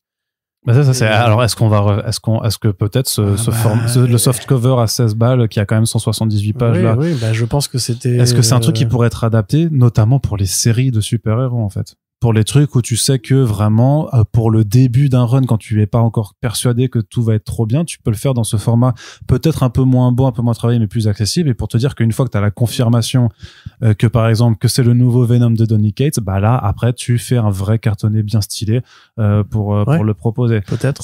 Mais après c'est parce que cette course au cartonné qui a été enclenchée par les standards d'Urban. Mais c'était il y a 10 ans, dans un moment où le marché pouvait visiblement plus se le permettre qu'aujourd'hui. Peut-être qu'il y avait un effet de boom aussi de plein de nouvelles séries qui arrivent en même temps, qui étaient foutues comme des portes d'entrée. Moi, je sais pas, très franchement, je pense que dans tous les cas, on paye trop cher pour les comics, et c'est pas la faute des éditeurs mécaniquement, mais enfin pas forcément, en tout cas des éditeurs qui prennent la décision de travailler dans ce milieu-là et qui après rentrent dans des groupes qui ont des objectifs, comme on le dit à chaque fois. Mais on paye trop cher pour les comics, à tel point que ça reste éternellement un loisir d'initiés, éternellement un loisir de gens qui doivent considérer que c'est un pôle de dépenses qui est conséquent. À partir du moment où tu es dans une approche quantitative aussi, parce que tu peux limiter tes lectures, tu peux aller en bibliothèque, tu peux, voilà. Oui, mais comme tu l'as dit, comme pour le format poche, si les éditeurs, ils voient bien que la courbe de lecteurs n'augmente pas, ils vont finir par devoir se poser des questions d'économie d'échelle sur les prix, sur le matériel, etc. Et donc, il n'y a pas de solution miracle, hein, attention, c'est pas ce que je dis. La solution miracle, ce serait justement que d'un coup, tous les Français gagnent 3 000 euros par mois, et là, d'un coup, après, non, voilà. Problème du tout. Parce qu'en fait, le vrai problème, c'est pas que le prix de vos bouquins augmente, c'est que les salaires augmentent pas. C'est pour ça que tout à l'heure, je parlais encore une fois de macroéconomie. Oui, non, mais là, ça, c'est plus, complètement, une tendance, encore une fois, pour dépasser le 4 DBD, c'est que l'année prochaine, on va entrer en période de récession. Parce que c'est comme ça, et la France s'était émerveillée en réalisant qu'en fait, ne plus taxer les boîtes et les riches, ça faisait qu'on avait un gros problème de financement public. Un truc qui est connexe pour le coup de la culture en France, c'est que toutes les régions revoient les budgets d'aide à la culture à la baisse. Ouais, apparemment énervé. Au Pays de la Loire, c'est ultra. Il y a les Utopiales qui ont 82 perdu millions, alors qu'on demandait une diminution de 40 millions des trucs. Elle a fait 100% d'économistes de ce qu'il était demandé, la présidente des régions. Ouais, c'est ça. Non, mais je veux dire que du coup, t'as un festival comme les Utopiales de Nantes, qui est quand même un énorme truc, donc il y a plus d'aide de la région, et c'est, je crois, 15 ou 20% de leur budget de fonctionnement, quoi. Donc vraiment, le truc qui te tue. Toutes les régions s'inspirent de cette meuf, en mode, parce qu'ils ont un rapport comparatif aussi. Il y a un article de Mediapart sur le sujet où ils disent en fait que tous les présidents de région en profitent pour baisser le truc en disant regardez, c'est pas aussi pire que les Pays de la Loire. Bah ouais, on peut virer, et en Ile-de-France c'est 20% par exemple. Vraiment le truc de la fenêtre d'Overton, tu sais, genre regardez, eux c'est pire, donc nous on peut encore se mettre dedans. À côté, une des missions de Dati pour le Pass Culture, c'est de rediriger une partie des financements vers des secteurs qui n'ont pas profité des premières vagues, notamment le spectacle vivant. Donc on pourra se poser la question d'est-ce qu'il y aura pas une limitation de ce que tu peux faire de Pass Culture. Enfin bref, tout ce qui pouvait faire du bien éventuellement est en train un peu de crever, et à côté on sait que on aura moins d'aide sociale, on va payer plus cher les impôts, enfin tout ce que tu sais, quoi. Voilà, et c'est comme ça, c'est pas nous qui avons décidé, hein. Nous on a voté, ils ont pas voulu écouter, donc de fait ça aura aussi un impact indirect sur notre consommation culturelle, parce que c'est pas un besoin essentiel. Les besoins essentiels, c'est se chauffer, se loger, se nourrir et nourrir ses gamins, et après les gens ils vont devoir faire des choix entre aller au restaurant ou acheter une BD, ou aller au cinéma et aller en vacances. Bon, j'exagère un petit peu, mais de fait, toutes les secteurs de la culture sont impactés. De toute façon, tant que les salaires sont pas réévalués à la hausse, de toute façon, ça tout ce qui est loisir pèse forcément. Enfin, la partie sur laquelle ça pèse, parce que en parallèle, je veux dire, pour celles et ceux qui, enfin voilà, l'électricité ça augmente. Enfin moi, et moi, je me considère dans une situation privilégiée parce qu'étant en coloc, en fait, tu partages les coûts, on va dire. Mais même sur une année, j'ai vu, enfin. T'as plus de place aussi d'avoir un plus grand appartement grâce à la coloc. Ouais, bien sûr, oui, et en même temps, bah, je vis en coloc, donc faut faire Bien aussi sûr. des compromis là-dessus. Mais je veux dire, c'est que même sur l'électricité, je l'ai vu comment ça pesait sur nos factures qui ont pris vraiment, alors qu'on on n'a pas commencé d'un coup à allumer les radiateurs tout le temps ou à faire des dingueries, tu vois, mais juste, en fait, en consommant normalement, en fait, bah, vu que ça coûte beaucoup, ça a pris, je sais pas combien de pourcentage de plus, bah, en fait, t'as une facture qui devient tarée. Et j'imagine bien que pour d'autres, ça doit être encore pire, avec notamment ceux qui ont des familles, tout ça. Et donc, c'est pas pour faire un débat de comptoir ou quoi. Non, mais parce que, une fois, concrètement, votre salaire ne va pas augmenter l'année prochaine, votre SMIC ne va pas augmenter l'année prochaine, et par contre, vous aurez toujours envie de lire des BD.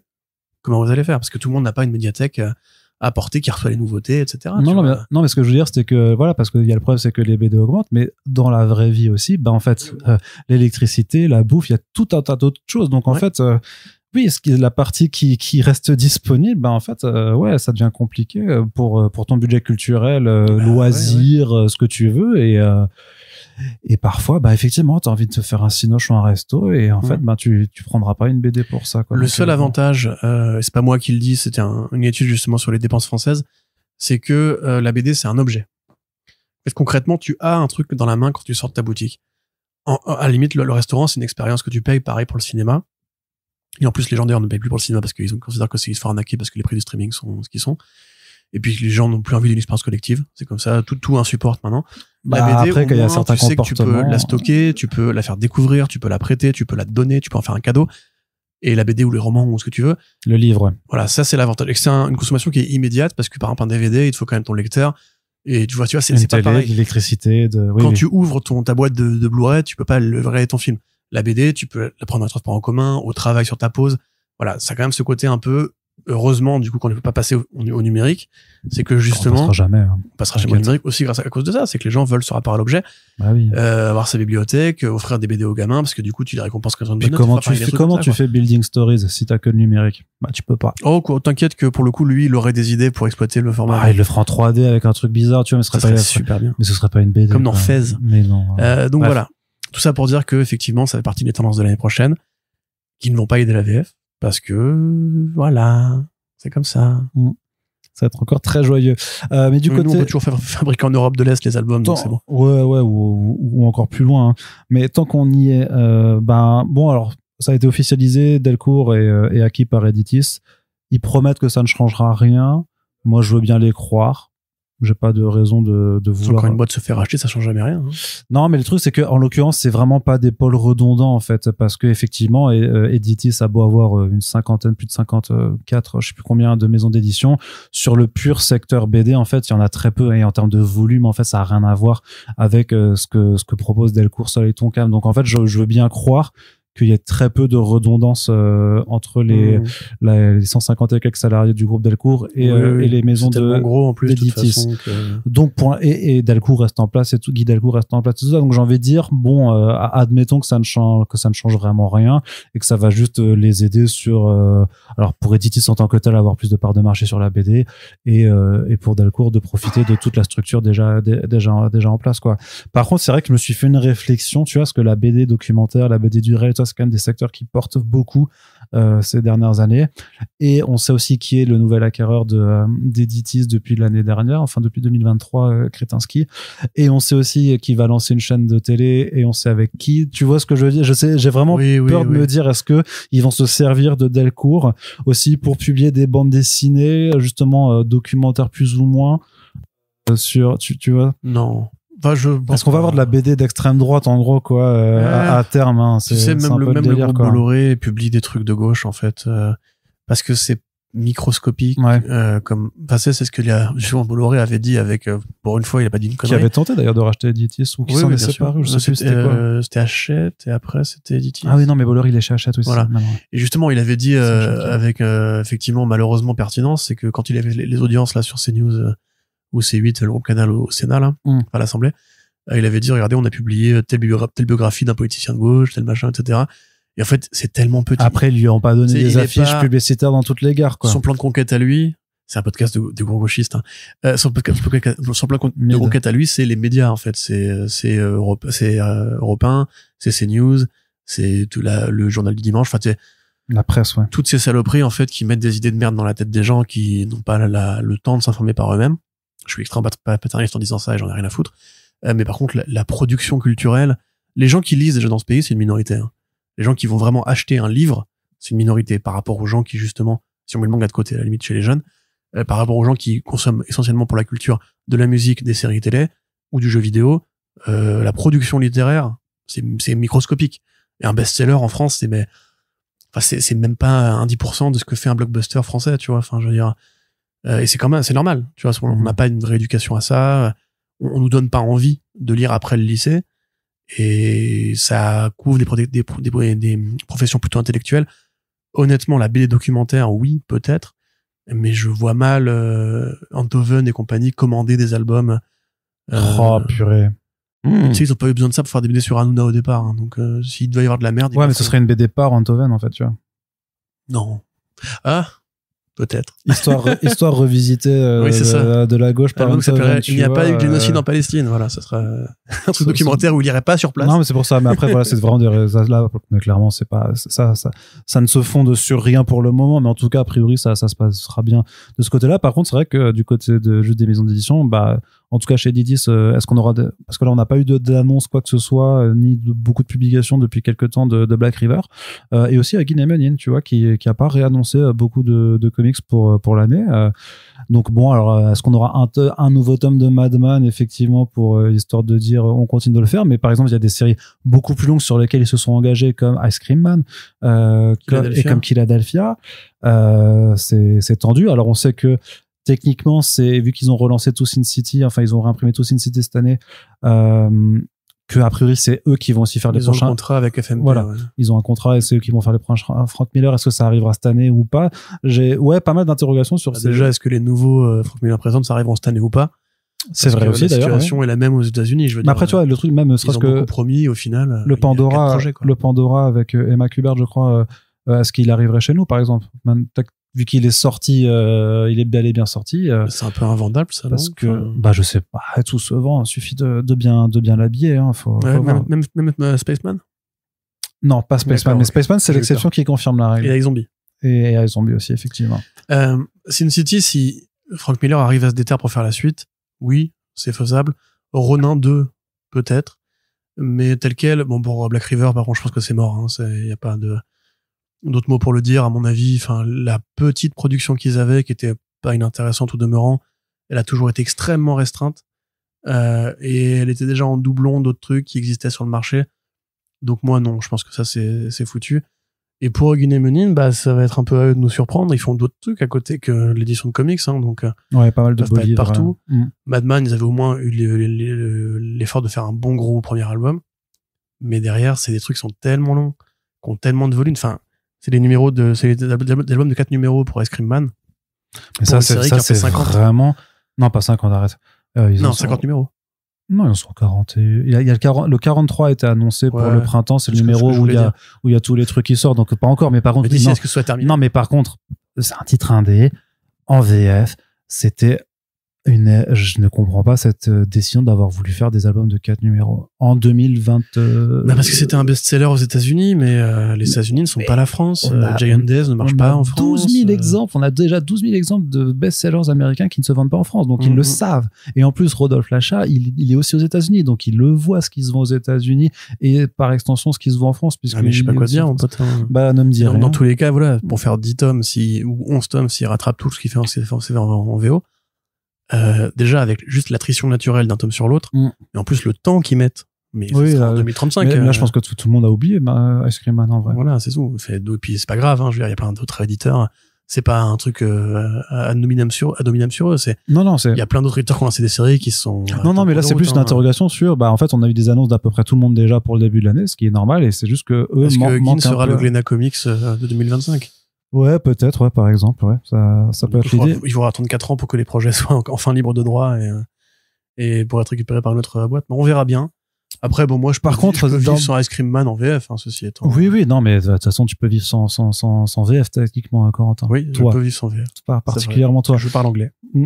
Mais Amazing Comics, tu sais, de Matt Cave et de Dupuis, ça c'est je sais pas si on verra un premier projet sortir déjà cette année ou pas. Ce serait bien, parce que tout à l'heure je parlais de l'effet lancement pour les boîtes qui sont arrivées ces dernières années. Eux, ils ont quand même fait le pari d'arriver sans rien. Donc, après, ils ont annoncé leur existence. Mais non. Mais oui, lesquels? Et effectivement, Watt aussi avait juste dit on existe avant d'annoncer leur premier titre. Distillery avait été plus rapide sur au moins présenter un panel d'auteurs et d'artistes. Ouais, mais Distillery aussi, tu vois, ils avaient annoncé on existe. D'ailleurs, on est avec Delcourt. C'est vrai. Et après seulement ils ont dévoilé une anthologie et après seulement leur premier titre. C'est pour ça que moi j'aurais du mal à me positionner. C'est très rassurant d'avoir un contact avec la France directement. Et en plus, c'est pas une petite boîte, Dupuis. C'est Dupuis, ouais. Et Joe Quesada, c'est pas un petit monsieur non plus, qui n'a pas un carnet d'adresse restreint. Il peut faire ce qu'il veut. Maintenant, moi, je veux des annonces avant de me positionner parce que autant on peut parier sur l'avenir avec tout ça, mais il y a déjà tellement de boîtes qui existent et qui ont des parts importantes du marché de l'édition aux États-Unis que, encore une fois, il y a pas 50 000 auteurs qui existent, qui sont dispo pour faire des chefs-d'œuvre demain qui vont bien se vendre. Même Ninja Circle, tu vois, ils ont annoncé, on aura lui, machin, elle. Au final, pour l'instant, ils ont annoncé Garcenis. Et c'est déjà très bien. C'est cool d'avoir Garcenis. Ce qui est bien, ouais. On est très content d'avoir Garcenis qui, dès qu'une maison d'édition se lance, arrive pour faire un projet, comme pour Reiwa, comme pour TKO et tout. Maintenant, moi, je peux pas, en fait, si tu veux, dire est-ce que ça va être bien ou pas bien s'il y a même pas la moindre annonce de projet pour s'enjailler. Et voilà. Et Arnaud qui, du coup, me fait un geste de continuer à parler tout seul. Donc, ça peut être intéressant parce qu'effectivement, bon, Quesada, déjà, c'est aussi un artiste à côté. Ce côté, justement, c'est comme pour Bill Gemas et Axel Alonso quand ils ont monté Reiwa.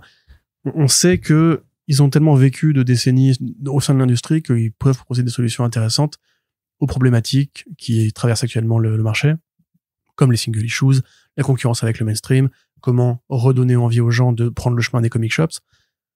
Peut-être que justement, ce serait intéressant, s'ils ont ce rapport-là avec Dupuis, de voir ce qui pourrait encore une fois être fait dans le rapport international entre les artistes franco-belges, les artistes comics, et faire justement un truc qui transcende enfin un peu cette frontière et qu'on voit un peu arriver. Je veux dire, là, tu vois, on n'en a pas parlé, mais il y a le projet Thunder de Pierre-Alexandre Comtois qui ressemble un peu à un crossover d'imaginaire franco-belge et États-Unis. Il y a eu Step by Bloody Step, Saison de sang, qui pareil était aussi une solution assez intéressante parce que BD sans dialogue, donc immédiatement importable, sans frais de traduction, sans temps de traduction. Peut-être qu'il y a des machins à réfléchir dans ce style-là. Peut-être que Joe Quesada fera Tintin, on sait pas. Mais voilà, moi je pense que c'est aussi un peu ça qui me fait envie parce que on est encore sur une grosse tripartition comics, manga, BD franco-belge, alors qu'aujourd'hui, et ça agace beaucoup de gens, ça agace 619, etc., qu'on soit encore, que ce soit dans les rayonnages, dans la compréhension du public, dans le marketing, à réfléchir à qu'est-ce qui différencie un tel d'un tel d'un tel. Au final, à part le manga qui a vraiment ce critère sélectif du petit format et de l'absence de couleur, j'ai l'impression que avec Internet, tout le monde parle à tout le monde, on a les mêmes référents culturels, tout le monde a grandi avec Dragon Ball, tout le monde a grandi avec Pirates des Caraïbes, tout le monde a grandi avec Avengers maintenant, etc. Enfin, je veux dire, il y a plus vraiment de logique à faire ça, et le fait que des boîtes comme Distillery ou Amazing Comics qui passent des contrats directement avec la France prouve bien que dans leur esprit, ce circuit-là, il existe et il est important pour le business model. Ouais, et puis même Mirka Andolfo qui deal ses créations pour le marché italien, français, américain ensemble. Donc autant développer cette logique-là jusqu'à l'imaginaire proprement dit du narratif et à dire, mais si on faisait une BD qui justement n'a pas vocation à plaire d'abord aux États-Unis puis en Europe, mais vraiment aux deux parties en même temps, tu vois. Ouais. Après, le truc, c'est qu'il y aura toujours des ancrages locaux aussi, voilà, des façons de faire, des façons de raconter qui plaisent plus ou moins à des marchés aussi. Techniquement, c'est comme ça. Tu peux pas enlever cette part de la réflexion. Non. Mais après, du coup, du côté aussi des attentes en VF, moi, je suis content quand même. Je le replace là qu'il y a les titres Valiant. Qui reviennent un petit peu plus nombreux cette année chez Bliss. Bliss qui a fait vraiment un glow-up en 2024 avec l'arrivée des titres Bad ID. Donc je suis aussi assez impatient de voir les prochaines sorties Bad ID qui arriveront chez eux. À n'en pas douter, du côté du gros mainstream, je pense que le truc le plus attendu, en tout cas pour le premier semestre, c'est Absolute, le lancement de Absolute chez Urban. On n'a pas encore de détails sur comment ça va être fait, même s'il n'y a pas de raison que ce soit simplement des albums normaux tels qu'ils le font, mais je sais pas, on pourra peut-être être surpris. Je le dis vraiment, j'en ai aucune idée. Mais par contre, ils font le collector avec les 3 premiers numéros en noir et blanc avec le Comic Shop Assemble, qui est plutôt une bonne initiative pour donner pour créer de l'événement en fait autour de cette parution.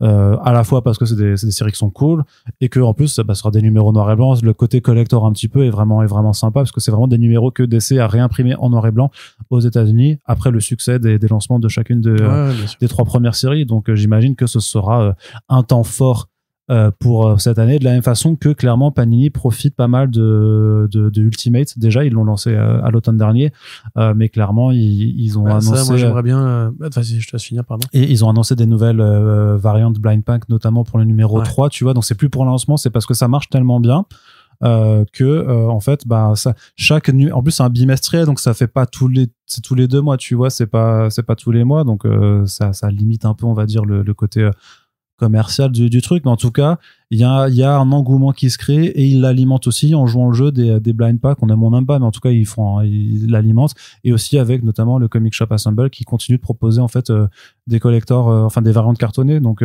là, l'un dans l'autre, je trouve que c'est chouette de voir quand même en tout cas des gens, et s'ils le font c'est parce qu'il y a une réponse du public, donc des lecteurs aussi, qui ont retrouvé en tout cas clairement un enthousiasme pour une parution mensuelle, tu vois. Enfin pas mensuelle, mais de la série de super-héros. Est-ce que tu penses qu'on aura du coup en 2025 les séries Ultimate en séparé de cette offre groupale? Parce que là on arrive à plus de 12 numéros pour les projets qui se sont lancés en début. Ouais, mais vu que c'est un bimestriel, en fait, le truc c'est que ça va arriver quand même beaucoup plus lentement en France, puisque c'est... Non, mais c'est ce que je te dis. Est-ce que novembre-décembre 2025, on a un Ultimate Spider-Man en Deluxe de 12 numéros? Bah si ça doit se faire, je pense que c'est comme ça que ça se fera. Oui, je pense qu'il y aura, que ce sera directement au format Deluxe sans passer par le 100%, ça c'est sûr. Ah, mais avant ça se faisait, regarde, pour le Amazing Spider-Man de Nick Spencer, c'était la dernière série qu'il a fait vraiment, je crois maintenant des Marvel Comics, c'était de faire du 100%. Puis à la fin au final, ils ont fait des tomes doux parce qu'ils ont bien vu que voilà. Et ensuite, t'as eu l'omnibus pour Beyond parce que clairement ils allaient pas faire ni du 100% ni du Deluxe pour ça. Et maintenant ils font le Spider-Man de Zeb Wells en Deluxe. Donc clairement le Ultimate Spider-Man ira directement en Deluxe. Par contre, l'autre interrogation que j'aurais, c'est est-ce que les autres séries l'auront? Si Peach Momoko, j'en suis sûr aussi, parce qu'il y a quand même une fanbase aussi pour Peach Momoko.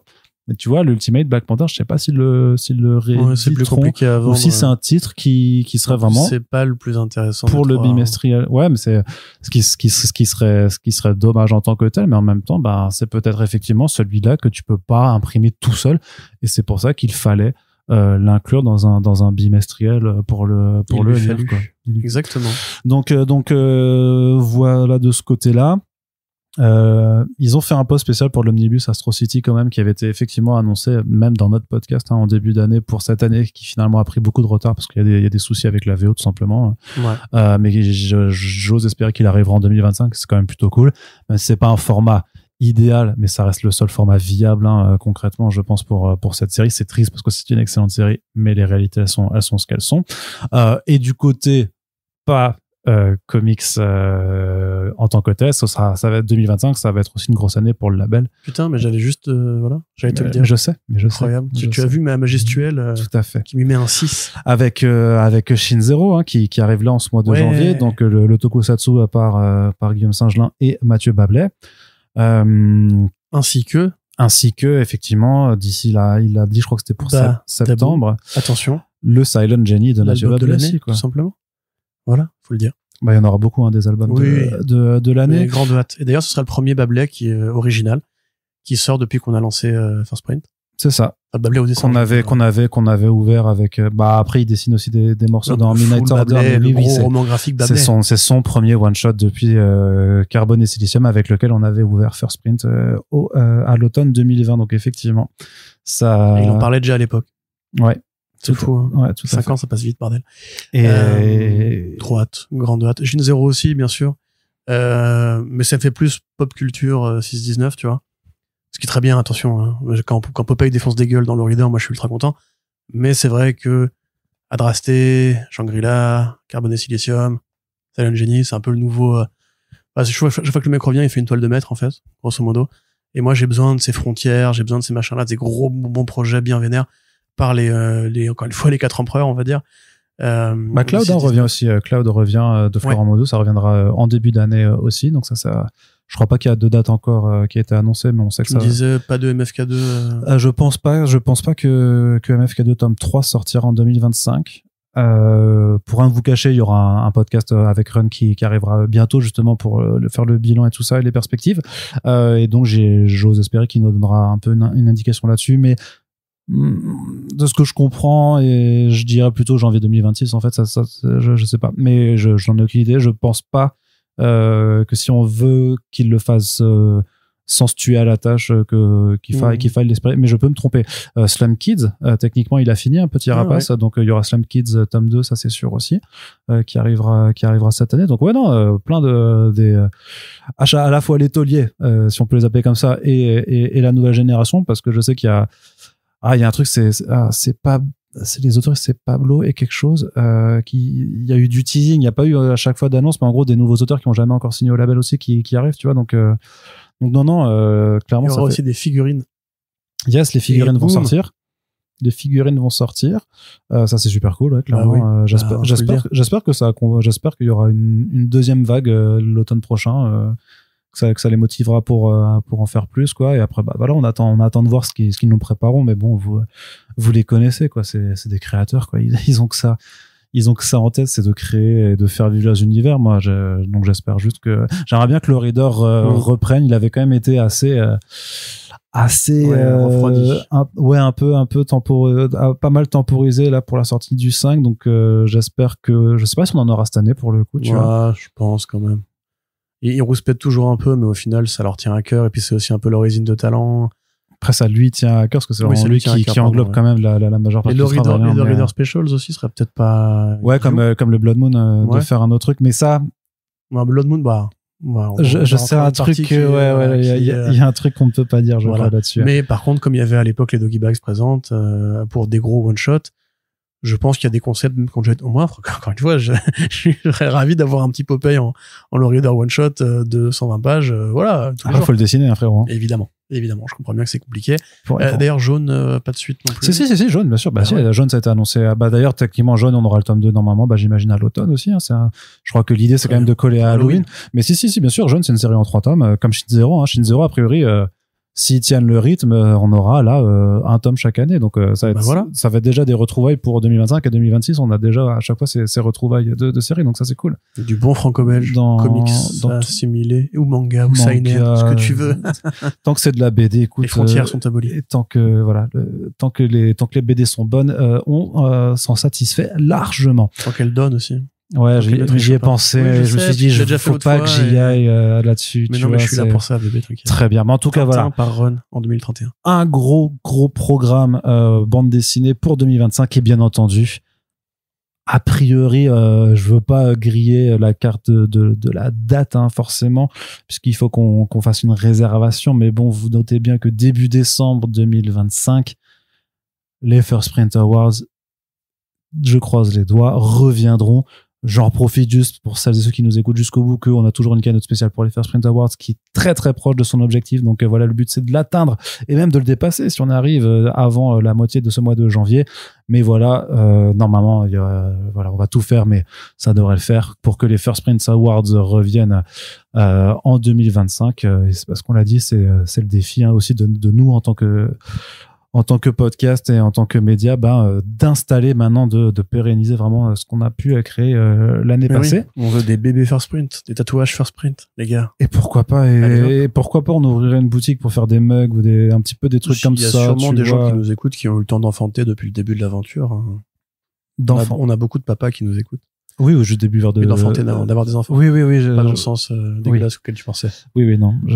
Je comprenais pas ce que tu disais, mais non, mais voilà, mais genre des bah, ne serait-ce que pour vendre les prints de la fiche de Run qu'on en a encore plein, par exemple. J'ai eu mon exemplaire d'ailleurs. Hein? J'ai pas eu mon exemplaire. Ah bon? Je te le passe. J'ai déjà dit 10 fois en plus. C'est vrai, mais je te le passe après, y a pas de souci. Mais voilà, mais si on pouvait décliner ça, je sais pas, avec des petits produits dérivés, est-ce que ça vous ferait kiffer? Dites-le nous dans les réponses, bien entendu. Et en attendant, on espère qu'on arrivera à trouver sinon des événements ou des choses à faire pour aussi retrouver le sens du contact aussi avec vous qui nous écoutez. Et on espère que ça vous a plu. Dites-nous ce qui vous intéresse du côté des comics pour 2025, ce que vous attendez le plus, ce dont vous avez peut-être peur, on ne sait pas, ça existe aussi.